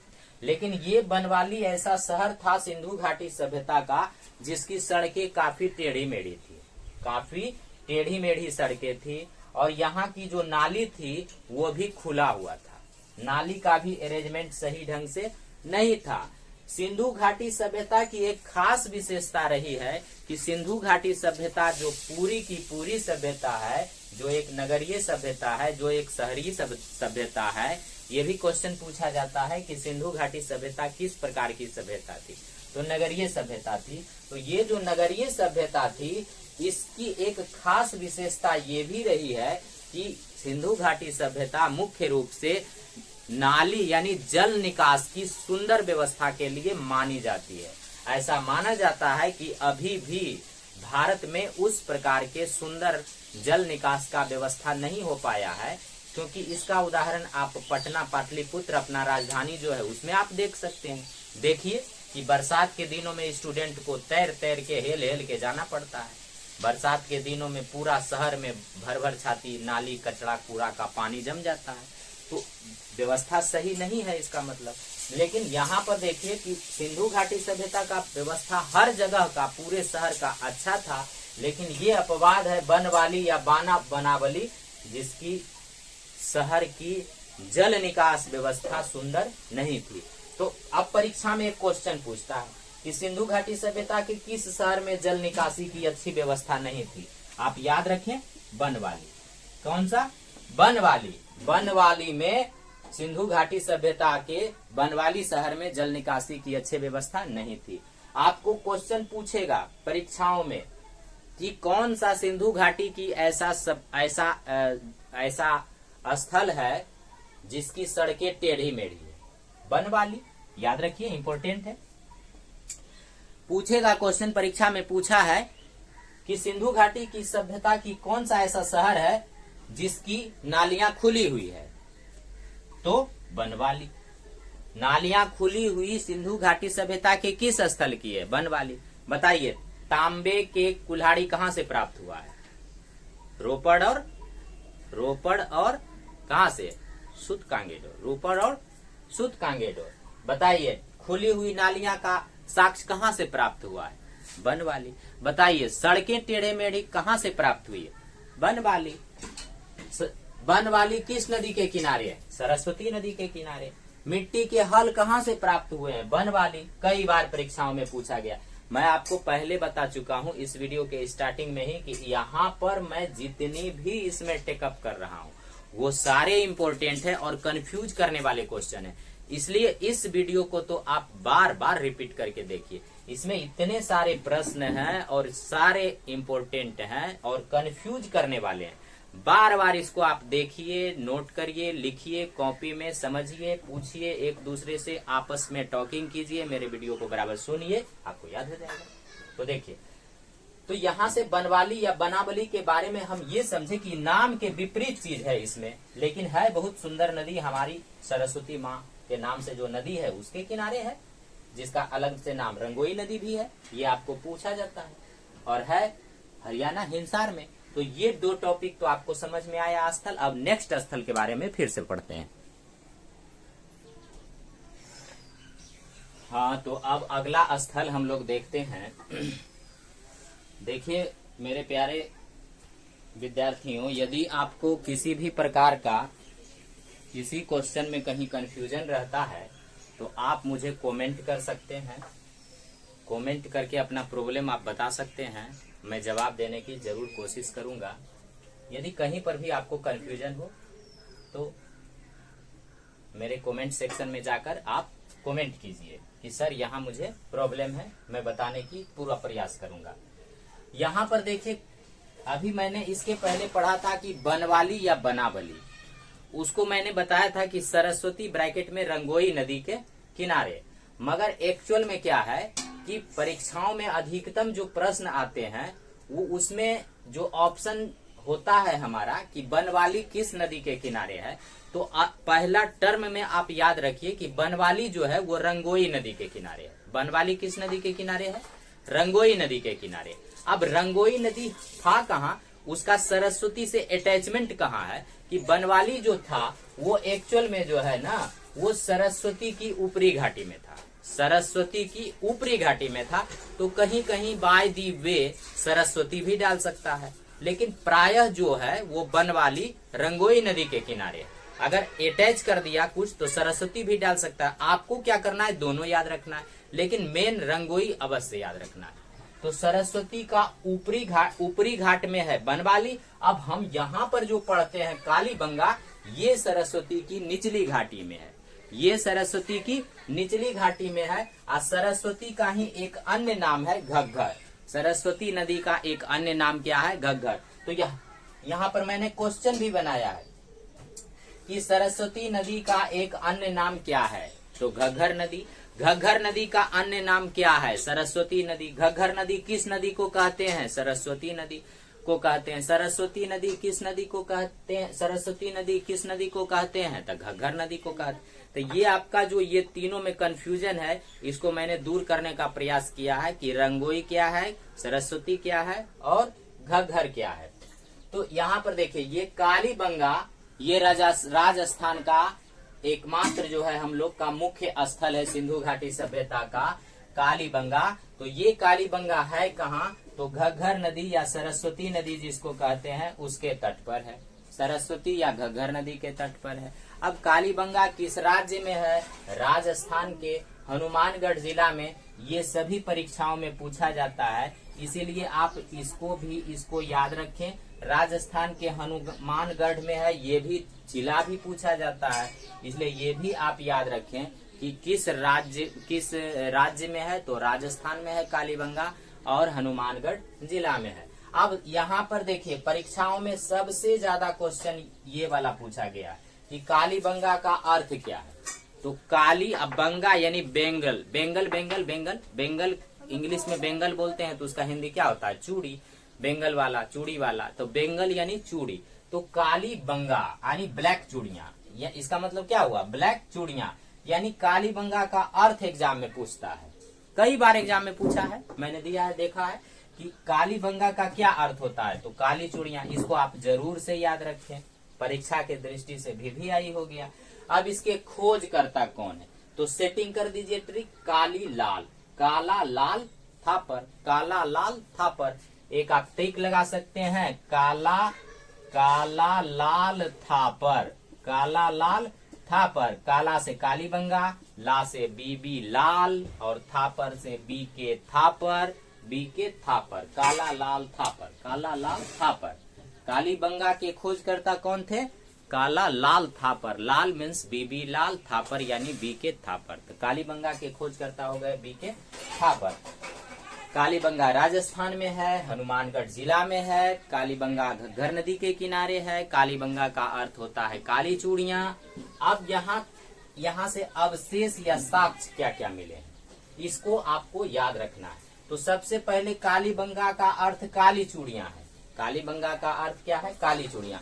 तो अवशेष में यहाँ काली चूड़ियां तो मिली, सबसे पहले यहाँ पर काली चूड़ियां मिली। अब काली चूड़ियां मिली तो काली चूड़ियां के अलावा जो है यहाँ पर क्या क्या मिला है? तो नक्काशीदार या अलंकृत ईंट, नक्काशी किया हुआ, अलंकृत किया हुआ, यानी उस पर कुछ डायग्राम बनाया हुआ टाइप से ईंटा मिला है।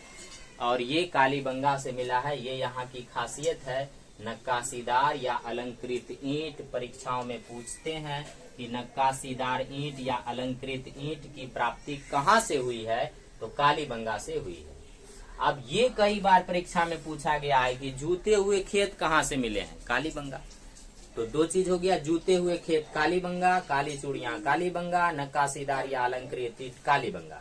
नक्काशीदार या अलंकृत ईंट कालीबंगा से, जूता हुआ साक्ष्य कहाँ से मिला है? कालीबंगा से। काली चूड़ियां कहाँ से मिला है? कालीबंगा से। कालीबंगा का अर्थ क्या है? काली चूड़ियां। अब यहाँ पर भूकंप का प्रमाण भी मिला है, यानी भूकंप हुआ कि नहीं, क्योंकि सिंधु घाटी सभ्यता के विनाश का एक कारण जो हम लोग पढ़ते हैं, तो सिंधु घाटी सभ्यता के विनाश के एक कारण में बाढ़ मुख्य कारण बताया गया है, लेकिन भूकंप भी एक कारण बताया गया है। तो भूकंप का जो प्रमाण है वो कहाँ से मिला है? कालीबंगा से। आप थोड़ा ऐसे करके सेट करके रख सकते हैं कि भूकंप जो है, चूंकि सिंधु घाटी सभ्यता के विनाश का कारण एक भूकंप हो गया। अब भूकंप का प्रमाण कहाँ से मिला है? तो कालीबंगा से मिला। भूकंप का प्रमाण कहाँ से मिला? कालीबंगा से मिला है। अब देखिए, यहाँ से यज्ञ का भी समान मिला है। यज्ञ का समान कालीबंगा से प्राप्त हुआ है। यज्ञ करने का जो समान है ये भी कालीबंगा से प्राप्त हुआ है। इसका मतलब है कि सिंधु घाटी सभ्यता के निवासी यज्ञ विधि भी जानते थे। ऐसा नहीं कि सिर्फ वैदिक सभ्यता वाला जानते थे, ये सिंधु घाटी सभ्यता वाला भी यज्ञ के बारे में जानते थे। और यज्ञ के बारे में जानकारी कहाँ से हमें मिली है? तो राजस्थान के कालीबंगा से। सबसे बड़ा जगह में यज्ञ हुआ, सबसे बड़ा जगह राजस्थान क्षेत्रफल के दृष्टि से, वहीं पर यज्ञ हुआ कालीबंगा में। वहां पर कहाँ पर? कालीबंगा में। कुछ सोच सकते हैं। अब अग्निकुंड, अब यज्ञ जहाँ होगा वहाँ अग्निकुंड तो होगा, यज्ञ जहाँ होगा वहाँ पर अग्निकुंड होगा। तो अग्निकुंड भी है और इसके साथ युग्मन समाधियां का अवशेष प्राप्त हुआ है। युग्मन समाधि यानी जोड़े में समाधि, इसका मतलब लगता है कि सती प्रथा तरह का कुछ भी चीज था, यानी पति पत्नी का एक साथ जो है दो आदमी का कंकाल मिला है, जिससे जो कि युग्मन समाधियां प्रदर्शित करता था। तो युग्मन समाधि और अग्निकुंड और युग्मन समाधियां ये पूछता है परीक्षा में कि अग्निकुंड का साक्ष्य कहाँ से मिला है। तो दो ऑप्शन रहेगा, एक कालीबंगा, एक लोथल, तीसरा में हड़प्पा, चौथा मोहनजोदड़ो, 5 में दे देगा ये तथा बी दोनों। तो आपको मारना है ये तथा बी दोनों, क्योंकि कालीबंगा और लोथल दोनों ही जगहों से अग्निकुंड और युग्मन समाधि का साक्ष्य मिला है। तो आपको इस क्वेश्चन को बारीकी से याद रखना है कि युग्मन समाधि जो 2 समाधि है और अग्निकुंड है, ये दोनों का साक्ष्य जो है कालीबंगा और लोथल दोनों जगह से प्राप्त हुए हैं। कालीबंगा से भी प्राप्त हुए हैं युग्मन समाधियां, लोथल से भी प्राप्त हुए हैं, अग्निकुंड भी कालीबंगा से भी प्राप्त हुआ है और लोथल से भी प्राप्त हुआ है। लेकिन यज्ञ का सामान जो है ये कालीबंगा से हुआ है, भूकंप का प्रमाण कालीबंगा से मिला है, नक्काशीदार अलंकृत ईंट कालीबंगा से मिला है, जुता हुआ साक्ष्य कालीबंगा से मिला है, काली चूड़ियां कालीबंगा से मिला है। इस प्रकार से ये क्वेश्चन इंपॉर्टेंट परीक्षा की दृष्टि से बहुत है, जो कि बहुत बार पूछा जाता है और इसको आप लोग जरूर याद रखें। अब एक अगला स्थल है आलमगीरपुर। आपको इंट्रोडक्शन दिया गया है कि आलमगीरपुर जो है ये सबसे उत्तरी स्थल है, हिंडन नदी के किनारे है, उत्तर प्रदेश में मेरठ जिला में है, ये सब पूछा जाता है। सिंधु घाटी का सबसे पूर्वी स्थल है, ये अधिक बार क्वेश्चन आता है कि सिंधु घाटी का सबसे पूर्वी स्थल कौन सा है। तो आलमगीरपुर हिंडन नदी के किनारे उत्तर प्रदेश के मेरठ जिला में, और यही सबसे पूर्वी स्थल था सिंधु घाटी सभ्यता का। तो इस प्रकार से अब हम लोग फिर अगला स्थल को देखते हैं। तो चलिए अब हम लोग जो है भारत में स्थित सिंधु घाटी सभ्यता का जो अगला स्थल है दायमाबाद के बारे में बात करते हैं। ये दायमाबाद इस दृष्टिकोण से महत्वपूर्ण है कि ये भारत में यानी पूरी जो सिंधु घाटी सभ्यता है उसका सबसे दक्षिणी स्थल है। भारत में जो सबसे दक्षिणी स्थल है यानी कि सिंधु घाटी सभ्यता का जो सबसे दक्षिणी स्थल है वो दायमाबाद है, और इस कारण से ये स्थल इम्पोर्टेंट हो जाता है। यहाँ से आप परीक्षा में क्वेश्चन पूछा जाता है कि सिंधु घाटी सभ्यता का सबसे दक्षिणी स्थल कौन सा है। तो सिंधु घाटी सभ्यता का सबसे दक्षिणी स्थल कौन हो गया? दायमाबाद। और ये है कहाँ? महाराष्ट्र में। कहाँ पर है? महाराष्ट्र में गोदावरी नदी के किनारे। ऑप्शन में परीक्षा में गोदावरी भी रहेगा, तो गोदावरी नदी, और या फिर इसकी जो उपनदी है प्रवरा नदी उसके किनारे। गोदावरी नदी की उपनदी प्रवरा नदी है, उसके किनारे दायमाबाद स्थित है। अगला स्थल लोथल। अगला स्थल है लोथल। ये बहुत इंपॉर्टेंट स्थल है सिंधु घाटी सभ्यता का, क्योंकि ये बंदरगाह स्थल है। यहाँ से मुख्य रूप से विदेशी व्यापार हुआ करते थे और विदेश से व्यापार होने के कारण इस स्थल का बहुत ही महत्वपूर्ण स्थान हो जाता है सिंधु घाटी सभ्यता के लिए। और यहाँ का सबसे पहले जो है लोथल जो है ये गुजरात के अहमदाबाद जिला में जो है भोगवा नदी के किनारे। तो लोथल किस नदी के किनारे है? तो भोगवा नदी के किनारे। और ये परीक्षा में कई बार पूछा गया है, इसलिए इसको आप याद रखिए कि लोथल किस नदी के किनारे है। तो लोथल भोगवा नदी के किनारे, और लोथल गुजरात में स्थित है। सर्वाधिक स्थल सिंधु घाटी सभ्यता के कहां से प्राप्त हुए हैं? गुजरात से। और उसी सर्वाधिक स्थलों में से एक स्थल लोथल भी है, जो कि भोगवा नदी के किनारे स्थित है। अब लोथल के खोजकर्ता कौन है?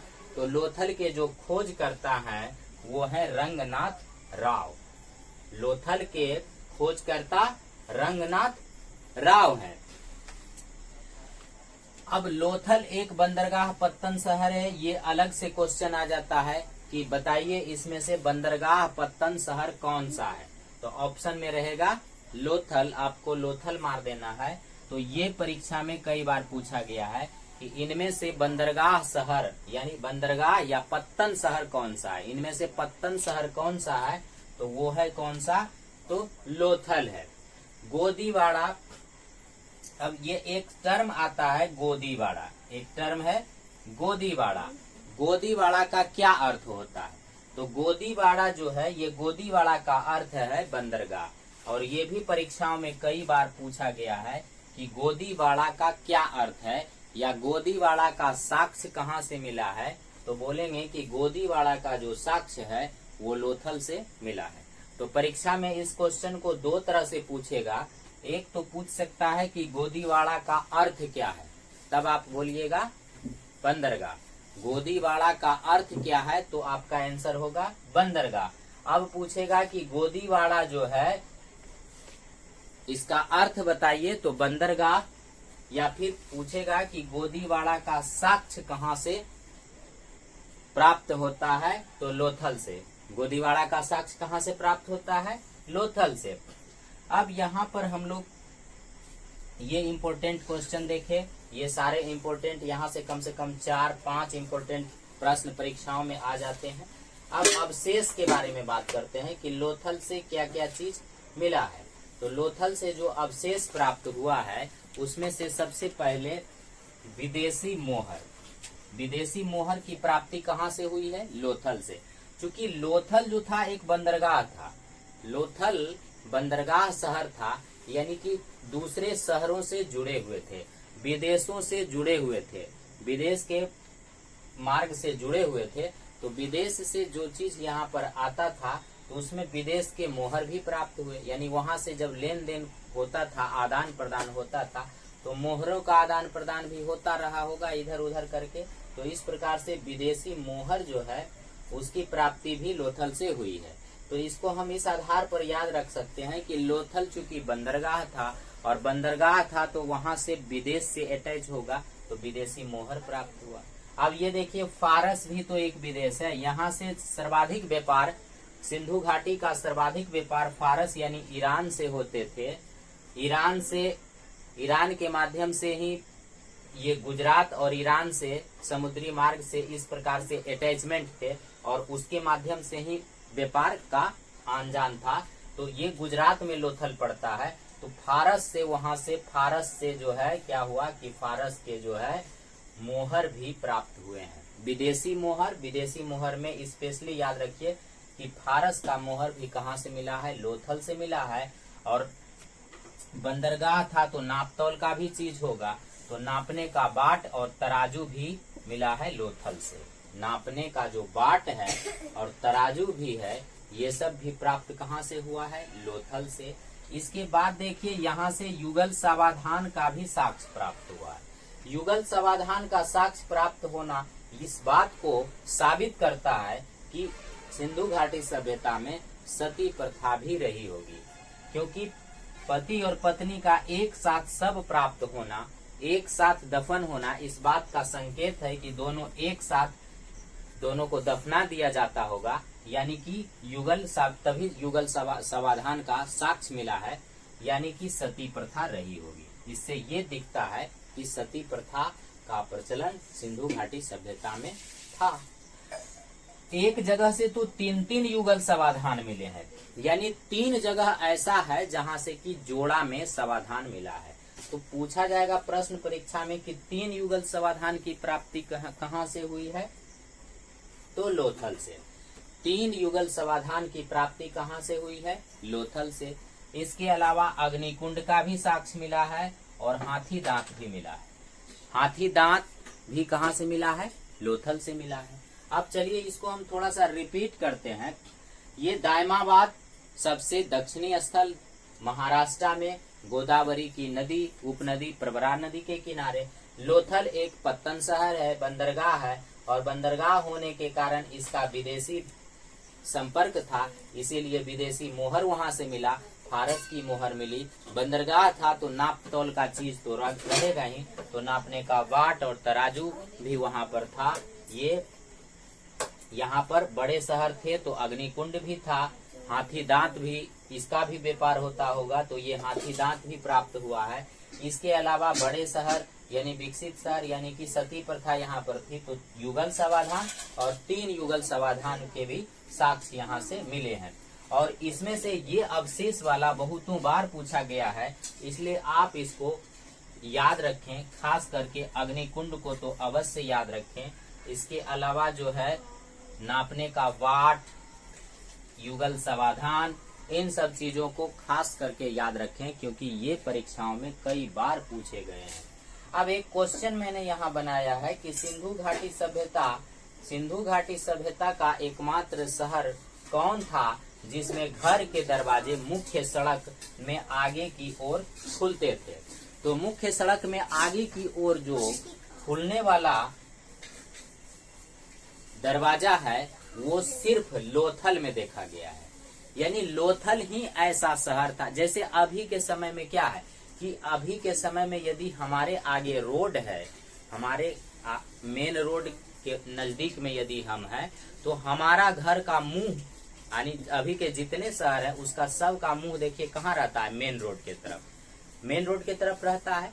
लेकिन सिंधु घाटी सभ्यता में क्या था कि जितने भी शहर में घर थे सब का जो मेन मुंह है वो पीछे की ओर वाले गली में खुलता था, पिछला गली में खुलता था, मेन रोड पर नहीं खुलता था। एकमात्र शहर लोथल था जिसमें कि जो घर के साक्ष्य प्राप्त हुए हैं उसमें आगे की ओर मुख्य सड़क पर घर का दरवाजा और खिड़की खुला होता था।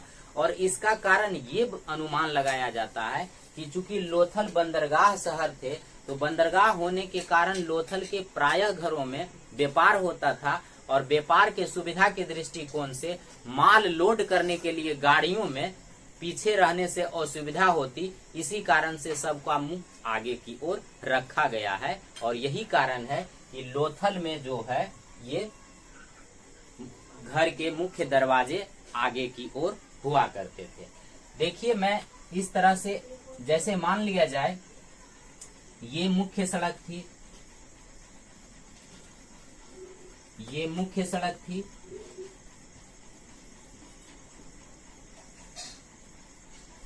ये मुख्य सड़क थी। अभी के टाइम में आप समझ लीजिए नेशनल हाईवे, नेशनल हाईवे, इसको नेशनल हाईवे कुछ नाम दे दीजिए, ये नेशनल हाईवे था।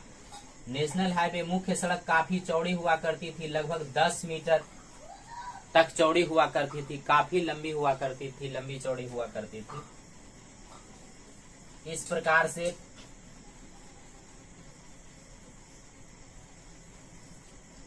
ये मेन सड़क हो गया, ये इससे पतली सड़क हो गया। यहाँ पर आपस में और पतली पतली सड़कें गांवों में प्रवेश, शहरों में प्रवेश करती थी, ये सब और पतली पतली सड़कें प्रवेश करती थी। इस प्रकार से ये पतली पतली सड़कें प्रवेश करती थी, यहाँ से और इस प्रकार से सड़कें प्रवेश करती थी। इस प्रकार से छोटी छोटी, इसके बीच यहाँ पर घर हुआ करता था, इस प्रकार से घर होता था, इस प्रकार से घर होते थे। और यहाँ पर और इससे भी पतली सड़क हुआ करती थी, इस प्रकार से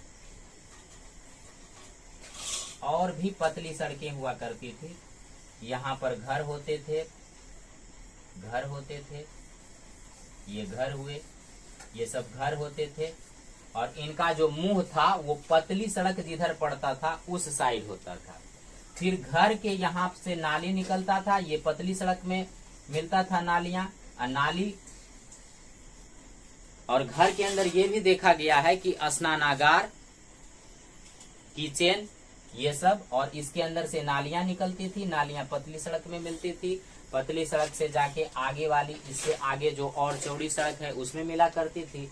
फिर नालियां धीरे धीरे कहाँ चली जाती थी, मुख्य सड़क में चली जाती थी।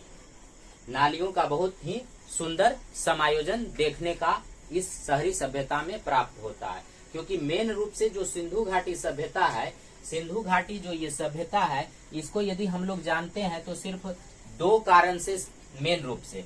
पहला, ये एक नगरीय या शहरी सभ्यता थी, ये एक नगरीय या शहरी सभ्यता थी, यानी कि काफी जो है ऐसा कह सकते हैं कि जिस प्रकार से अभी हमारा जो देश की राजधानी जैसे कि हरियाणा या फिर मान लिया जाए राजधानी दिल्ली, इन सब जगहों में सेक्टर वाइज बांट के बढ़िया से कॉलोनी का निर्माण किया जाता है, ठीक इसी प्रकार से सिंधु घाटी सभ्यता में शहर का विकास किया गया था। यानी अभी से भी अधिक हम विकसित उस समय थे, ऐसा माना जा सकता है। दूसरा, जल निकास की व्यवस्था। जल निकास की व्यवस्था। ये दो चीज सिंधु घाटी सभ्यता में सबसे प्रमुखता से थी और इन दोनों के कारण ये बाकी उस समय की और भी जो सभ्यताएं हैं इससे अलग प्रतीत होती है। तो ये दोनों के कारण विशेष रूप से जानी जाती है। तो स्वाभाविक है कि जल निकास का व्यवस्था बहुत ही अच्छा होगा, रोड का व्यवस्था बहुत ही अच्छा होगा। तो यहाँ पर देखिए, यहाँ पर ये लोथल जो है ये बंदरगाह था और इसमें भी सारे चीज काफी बेहतरीन ढंग से अरेंजमेंट थे। तो यहाँ पर सिंधु घाटी का एकमात्र शहर कौन था जिसमें घर के दरवाजे मुख्य सड़क में आगे की ओर खुलते थे? लोथल। ये परीक्षाओं में पूछा जाता है और कई बार पूछा गया है, इसलिए आप इसे याद रखें। अब हम लोग दूसरा फिर स्थल देखते हैं। सिंधु घाटी सभ्यता का जो लोथल जगह था, लोथल जगह से कुछ और भी प्रश्न हमने यहाँ पर अलग से लिखा है क्योंकि इन प्रश्नों को परीक्षा में अधिकतम बार पूछा गया है। इस कारण से लोथल से साक्ष्य के बारे में अधिकतम बार सबसे ज्यादा जो प्रश्न आता है वो पूछा जाता है कि चावल का प्रथम साक्ष्य कहाँ से मिला है। तो चावल का जो प्रथम साक्ष्य मिला है वो लोथल से मिला है। ये आप हमेशा याद रखें कि चावल का जो पहला साक्ष्य मिला है वो कहाँ से मिला है? लोथल से मिला है। यहाँ कुछ आप ट्रिक लगा सकते हैं कि जैसे चावल है तो चावल के अंत में है ल और लोथल के भी अंत में है ल, लोथल के शुरुआत में है ल, लोथल के शुरुआत में है ल और चावल के अंत में है ल। तो लोथल से चावल का प्रथम साक्ष्य प्राप्त हुआ है। चावल का जो प्रथम साक्ष्य प्राप्त हुआ है वो कहाँ से प्राप्त हुआ है? लोथल से प्राप्त हुआ है। एक इसी से रिलेटेड और भी क्वेश्चन है कि चावल के दाने कहाँ से मिले हैं। तो चावल का जो दाना मिला है, अब लोथल है तो लोथल से तो मिलेगा ही, लेकिन इसके साथ एक और जो रंगपुर है, ये रंगपुर से भी चावल के दाने का साक्ष्य मिला है। तो चावल के दाने का साक्ष्य मिलना इस बात को प्रूफ करता है कि लोथल में और रंगपुर में चावल की खेती होती थी, यानी कि धान की खेती होती थी। कहा जाए तो क्या होता था? धान की खेती होता था। तो यहाँ से क्वेश्चन को थोड़ा सा ट्विस्ट करके और पूछता है कि धान की खेती के होने का प्रमाण कहाँ से मिला है। तो पहला उत्तर तो आपका लोथल होगा, लेकिन यदि ऑप्शन में दो रहेंगे रंगपुर और लोथल तो आपका दोनों उत्तर हो जाएगा कि धान की खेती का जो प्रमाण मिला है वो रंगपुर और लोथल दोनों जगह से मिला है। तो इस प्रकार से जो है अगर सिर्फ ऑप्शन में लोथल रहेगा तो चावल का पहला साक्ष्य कहाँ से मिला है? लोथल से मिला है। और चावल के दाने का साक्ष्य कहाँ से मिला है? तो रंगपुर और लोथल से मिला है। धान की खेती के होने का प्रमाण कहाँ से मिला है? तो रंगपुर और लोथल से मिला है। अब देखिए ये एक अलग अगला स्थल जो है हमारा वो भारत का एक बहुत ही महत्वपूर्ण स्थल है, वो है धौलावीरा। और धौलावीरा इसीलिए महत्वपूर्ण हो जाता है, ये धौलावीरा जो है ये सिंधु घाटी सभ्यता में जितने भी स्थल प्राप्त हुए हैं उसमें सबसे बड़ा स्थल के दृष्टिकोण से है धौलावीरा। शहर के दृष्टिकोण से है मोहनजोदड़ो, शहर के दृष्टिकोण से है मोहनजोदड़ो, स्थल के दृष्टिकोण से है धौलावीरा। और सिर्फ भारत की यदि बात करें तो सबसे बड़ा स्थल हो जाएगा राखीगढ़ी। देखिए ये तीनों कंफ्यूज करने लायक क्वेश्चन है। यदि हम सबसे बड़ा शहर की बात करें कि पूरे सभ्यता में सबसे बड़ा शहर कौन सा है, तो सबसे बड़ा शहर आप मोहनजोदड़ो को याद रखेंगे। किसको याद रखेंगे? कि सिंधु घाटी सभ्यता का सबसे बड़ा शहर मोहनजोदड़ो है। और यदि सबसे बड़ा स्थल की बात की जाए तो सबसे जो बड़ा स्थल है, सबसे जो बड़ा स्थल है सिंधु घाटी सभ्यता का वो कौन सा है? धौलावीरा है। वो हो गया धौलावीरा।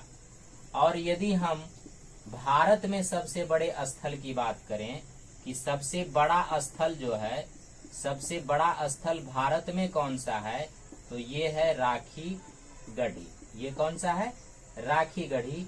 लेकिन भारत में, सिर्फ भारत के अंदर, क्योंकि सिंधु घाटी सभ्यता पाकिस्तान और अफगानिस्तान में भी फैला हुआ है, तो जब हम भारत की सिर्फ बात करते हैं तो सबसे बड़ा स्थल राखीगढ़ी, लेकिन पूरी सिंधु घाटी सभ्यता की बात करेंगे तो बड़ा स्थल धौलावीरा, और सबसे बड़े शहर की बात करेंगे तो वो हो जाएगा मोहनजोदड़ो। क्योंकि ये तीनों एक साथ मैंने इसलिए लिखा है कि ये कंफ्यूज लाइक क्वेश्चन है, इसीलिए आप इसमें कंफ्यूज ना हो, इसीलिए मैंने इसको सेपरेट वाइज कर दिया है। अब देखिए यहाँ पर धौलावीरा जो है ये है कहाँ, तो सर्वाधिक स्थल गुजरात से खोजे गए, ये गुजरात में है और गुजरात के कच्छ जिला में है, कच्छ जिला में है। और कच्छ का जो गुजरात का भाग है, ये भी आप जानते हैं कि जब भारत और पाकिस्तान का विभाजन हुआ तो जिस तरह से पंजाब राजस्थान का डिवाइड होता है, उसी प्रकार से गुजरात का भी डिवीजन हो जाता है, और गुजरात का कच्छ का कुछ भाग हमारे भारत में है और कुछ भाग जो है वो हमारे पाकिस्तान में चला गया है। इस प्रकार से पाया यह गया है कि धौलावीरा का अधिकतम हिस्सा तो गुजरात में है, लेकिन इसका कुछ भाग जो है वो पाकिस्तान में भी चला गया है। तो धौलावीरा दो जगह, दो देशों में डिवाइड हो गया है, अधिकतम हिस्सा भारत में, गुजरात में, और कुछ हिस्सा इसका पाकिस्तान में है। इसके साथ साथ जो है धौलावीरा एकमात्र ऐसा शहर है, देखिए धौलावीरा एक ऐसा शहर है जो दो देशों में डिवाइड हो गया है, यानी अधिकतम जो भाग है उसका वो हमारे गुजरात में है, भारत में है, लेकिन कुछ हिस्सा इसका पाकिस्तान में चल गया है। तो इस प्रकार से ये एक्सेप्शनल एक स्थल हुआ कि इसका कुछ भाग, अधिकतम भाग भारत में है लेकिन कुछ भाग पाकिस्तान में चला गया, यानी दो देश में इसका भाग चला गया है। ऐसा सिंधु घाटी सभ्यता का ये स्थल है। और दूसरी इसकी खास विशेषता एक और है कि ये हड़प्पा सभ्यता या सिंधु घाटी सभ्यता का एकमात्र ऐसा शहर है जो 3 खंडों में विभाजित था, 3 खंड में विभाजित था। जैसा कि आपको मैंने पिछले वीडियो में बहुत अच्छा से डिस्क्रिप्ट करके बताया है कि जो ये सिंधु घाटी सभ्यता का जो शहर था वो 3 तरह से, यानी कि सभी जितने भी शहर थे वो 2 भागों में विभाजित थे, एक पूर्वी शहर, एक पश्चिमी शहर। खास करके सिंधु घाटी सभ्यता में जो पुरोहित वर्ग के लोग थे, जिन्हें कि श्रेष्ठ वर्ग माना जाता था, यानी कि जो कुलीन वर्ग कहलाते थे, वो लोग ऊंची टीला पर रहते थे। यानी कि थोड़ा सा आप कह सकते हैं कि जो जमीन का लेवल होता है उसमें जो ऊपर का लेवल था, जो ऊंचा जमीन था, उसमें जो है श्रेष्ठ लोगों के लिए घर बनाए जाते थे और उसमें प्रायः पुरोहित वगैरह कुलीन वर्ग या श्रेष्ठ वर्ग के आदमी ही रहते थे।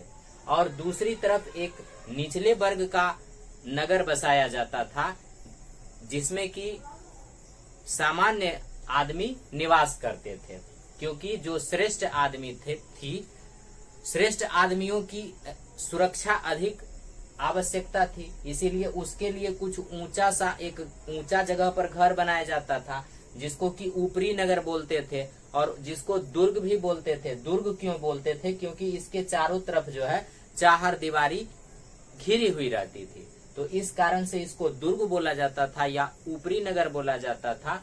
और दूसरी साइड निम्न नगर या सामान्य नगर जो था वो नीचे वर्ग के लोगों के लिए था। और इस प्रकार से अरेंज किया गया था कि यदि पानी भी आ जाए तो नीचे वाला शहर भले डूब जाए लेकिन ऊपर वाला शहर नहीं डूबे। तो सारे जो सिंधु घाटी सभ्यता के जितने भी शहर थे सब में ये 2 तरह की व्यवस्था थी कि एक निम्न वर्ग और एक उच्च वर्ग के लिए था। लेकिन एक्सेप्शनल एक धौलावीरा शहर था जिसमें कि जो कि 3 खंडों में डिवाइड था, यानी ये दोनों वर्ग तो थे ही, एक मध्यस्थ टाइप का एक दूसरा तरह का वर्ग भी बसाया गया था। तो इस प्रकार से तीसरा खंड भी इसमें था। तो आप इसको इस प्रकार से समझ सकते हैं कि धौलावीरा हड़प्पा सभ्यता का एकमात्र ऐसा शहर था जो 3 खंडों में विभाजित था। तो इस प्रकार से ये 3 खंड में विभाजित होने वाला शहर धौलावीरा, 2 भागों में 2 देशों में डिवाइड होने वाला शहर धौलावीरा। तो इस प्रकार से धौलावीरा की जानकारी हुई। अब हम लोग सुरकोटदा पर पढ़ते हैं। ये सुरकोटदा जो है ये एक्चुअली सुरकोटदा और सुत कांगेडोर ये दोनों जो स्थल है ये थोड़ा कंफ्यूज करने वाले हैं, इसलिए इसका सेपरेशन आप लोग जरूर ध्यान में रखें, क्योंकि सुत कांगेडोर जो था वो सिंधु घाटी सभ्यता का सबसे पश्चिमी स्थल था, जो कि पाकिस्तान में बलूचिस्तान में था, दक्षिणी बलूचिस्तान में था। लेकिन ये सुरकोटदा जो है ये हमारे भारत में है, यानी सीधा डिफरेंस हो गया कि सुत कांगेडोर पाकिस्तान में है और सुरकोटदा हमारे भारत के गुजरात में है, और गुजरात के कच्छ में ही है। तो कच्छ में दो हो गए, एक धौलावीरा एक सुरकोटदा। कच्छ में कितने हो गए? दो हो गए, एक धौलावीरा एक सुरकोटदा, एक धौलावीरा एक सुरकोटदा। और ये सुरकोटदा जो था वो सरस्वती नदी के किनारे, कहाँ पर? सरस्वती नदी के किनारे। मैंने आपको बताया है कि सिंधु घाटी सभ्यता के जो सर्वाधिक स्थल मिले हैं वो सिंधु नदी के किनारे मिले हैं, परंतु बाद का और खुदाई जब किया गया तो ये प्राप्त हुआ कि इसके अधिकांश शहर सिंधु नदी के किनारे तो हैं, लेकिन फिर बहुत सारे शहर ऐसे भी हैं जो सरस्वती नदी के किनारे हैं। इस कारण से इस सभ्यता का नाम सिंधु सरस्वती सभ्यता भी पड़ता है। दूसरी बात, कपास की खेती का प्रमाण भी सिंधु घाटी सभ्यता से मिला है। इस कारण से चूंकि कपास को अंग्रेजी में सिंडोम कहते हैं, कपास का जो अंग्रेजी होता है वो सिंडोम होता है, इस कारण से इस सिंधु घाटी सभ्यता को सिंडोम सभ्यता भी कहा जाता है। तो इसका नामकरण मैं आपको सबसे फर्स्ट वीडियो में बता चुका हूँ। यदि आप लोगों ने नहीं देखा है तो पीछे जाकर वो वीडियो मेरा देख सकते हैं। तो ये सिंडोम सभ्यता जो है ये भी सिंधु घाटी सभ्यता का ही एक नाम है, हड़प्पा सभ्यता का ही एक नाम है। और क्यों नाम है? क्योंकि कपास का अंग्रेजी सिंडोम होता है, और चूंकि कपास की खेती होने का प्रमाण मिला है इसी कारण से इसको जो है सिंडोम सभ्यता भी कहा जाता है। सूती वस्त्र का बहुत सारा प्रमाण मिला है कि चाकू को लपेटे हुए सूती वस्त्र में पाया गया है।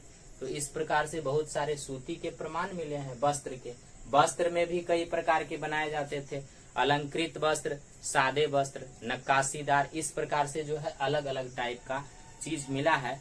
देखिए मेरे प्यारे दोस्तों, आपको फुल डिटेल यदि पढ़ना है तो आपको बुक तो पढ़ना ही पड़ेगा। हालांकि मुझसे जहां तक संभव है मैंने भरसक अपने हिसाब से सारे इम्पोर्टेंट क्वेश्चनों को अब एब्जॉर्ब करने की कोशिश किया है, परंतु फिर भी किसी भी टीचर से बहुत सारे चीज छूट जाते हैं जो कि आपको खुद से बुक पढ़ के आत्मसात करना ही पड़ेगा।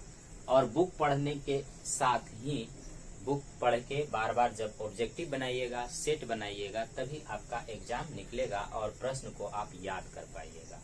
तो वीडियो को देखिए, बार बार बुक को पढ़िए, सेट बनाइए, ग्रुप डिस्कशन कीजिए, किसी भी तरह से मन लगाकर पढ़िए, लेकिन नौकरी अवश्य लीजिए।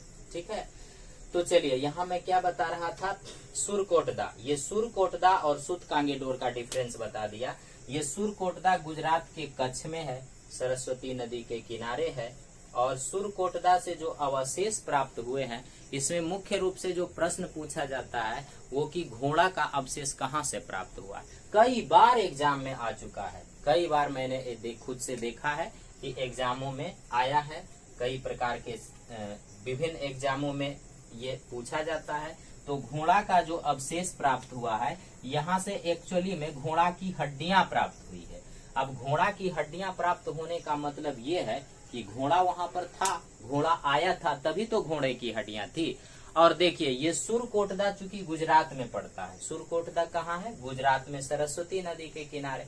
अब गुजरात से उधर साइड से उधर ईरान, तो ईरान या फारस से क्या होते होंगे कि घोड़े आते होंगे व्यापार करने के लिए, घोड़े आते होंगे। और फिर घोड़ा जब आते हैं तो स्वाभाविक सी बात है यहाँ इसी कारण से घोड़े की हड्डियां प्राप्त हुई है। तो इस प्रकार से, लेकिन अधिक मात्रा में नहीं प्राप्त हुआ है, हर जगह से नहीं प्राप्त हुआ है। इस कारण से ऐसा माना जाता है कि सिंधु घाटी सभ्यता के लोगों को घोड़े की जानकारी अधिक रूप से नहीं थी। घोड़ा का मुख्य रूप से जो घोड़ा जो प्रचलन में आता है वो वैदिक सभ्यता में आर्यों के द्वारा किया जाता है। ये सिंधु घाटी सभ्यता के बारे में ऐसा वर्णन नहीं है। तो इस कॉन्सेप्ट को भी आप लोग याद रखें कि घोड़े की हड्डियां सिर्फ सुरकोटदा से प्राप्त हुई है और किस प्रकार से आई होगी व्यापार के माध्यम से, ये चीज आप समझ के रखें। और वैदिक काल में जब आपको हम आगे के वीडियो में पढ़ाएंगे तो वहां आपको बताएंगे कि किस प्रकार से आर्य जो है वो घोड़े लेकर ही आते हैं और उनका प्रिय पशु घोड़ा ही बन जाता है बाद में। तो इस प्रकार से जो है घोड़ा का अवशेष मिला है सुरकोटदा से। इसके साथ साथ 4 कलश समाधान यहाँ मिले हैं। कलश समाधान का कॉन्सेप्ट मैं अभी पीछे समझा चुका हूँ। तो 4 कलश समाधान यहाँ से प्राप्त हुए हैं। आपको मैंने बताया है कि कलश समाधान जो है सुत कांगेडोर पढ़ाते समय कि वहां से भी मिला है। तो ये दोनों नाम चूंकि एक जैसा है, सुरकोटदा और सुत कांगेडोर, सुरकोटदा और सुत कांगेडोर दोनों लगभग मैचेबल नाम है और दोनों जगह से कलश समाधान मिले। इन दोनों जगह से क्या मिले हैं? कलश समाधान मिले हैं। तो इसको आप थोड़ा अटैच करके याद रख सकते हैं कि सुत कांगेडोर और सुरकोटदा से कलश समाधान मिले हैं। अब ये घोड़ा जब सुरकोटदा से मिला है तो भाई हाथी कहाँ से मिला है? तो राखीगढ़ी से। यानी भारत का सबसे बड़ा जानवर बोला जाए तो हाथी, भारत का सबसे बड़ा जानवर हाथी। और सिंधु घाटी सभ्यता का भारत में सबसे बड़ा स्थल राखीगढ़ी। दोनों को बड़ा बड़ा चीज को अटैच कर दीजिए कि बड़ा जानवर हाथी और बड़ा स्थल राखीगढ़ी। तो इस प्रकार से ये ट्रिक हो गया कि घोड़ा सुरकोटदा और हाथी राखीगढ़ी, घोड़ा सुरकोटदा और हाथी राखीगढ़ी से मिला है।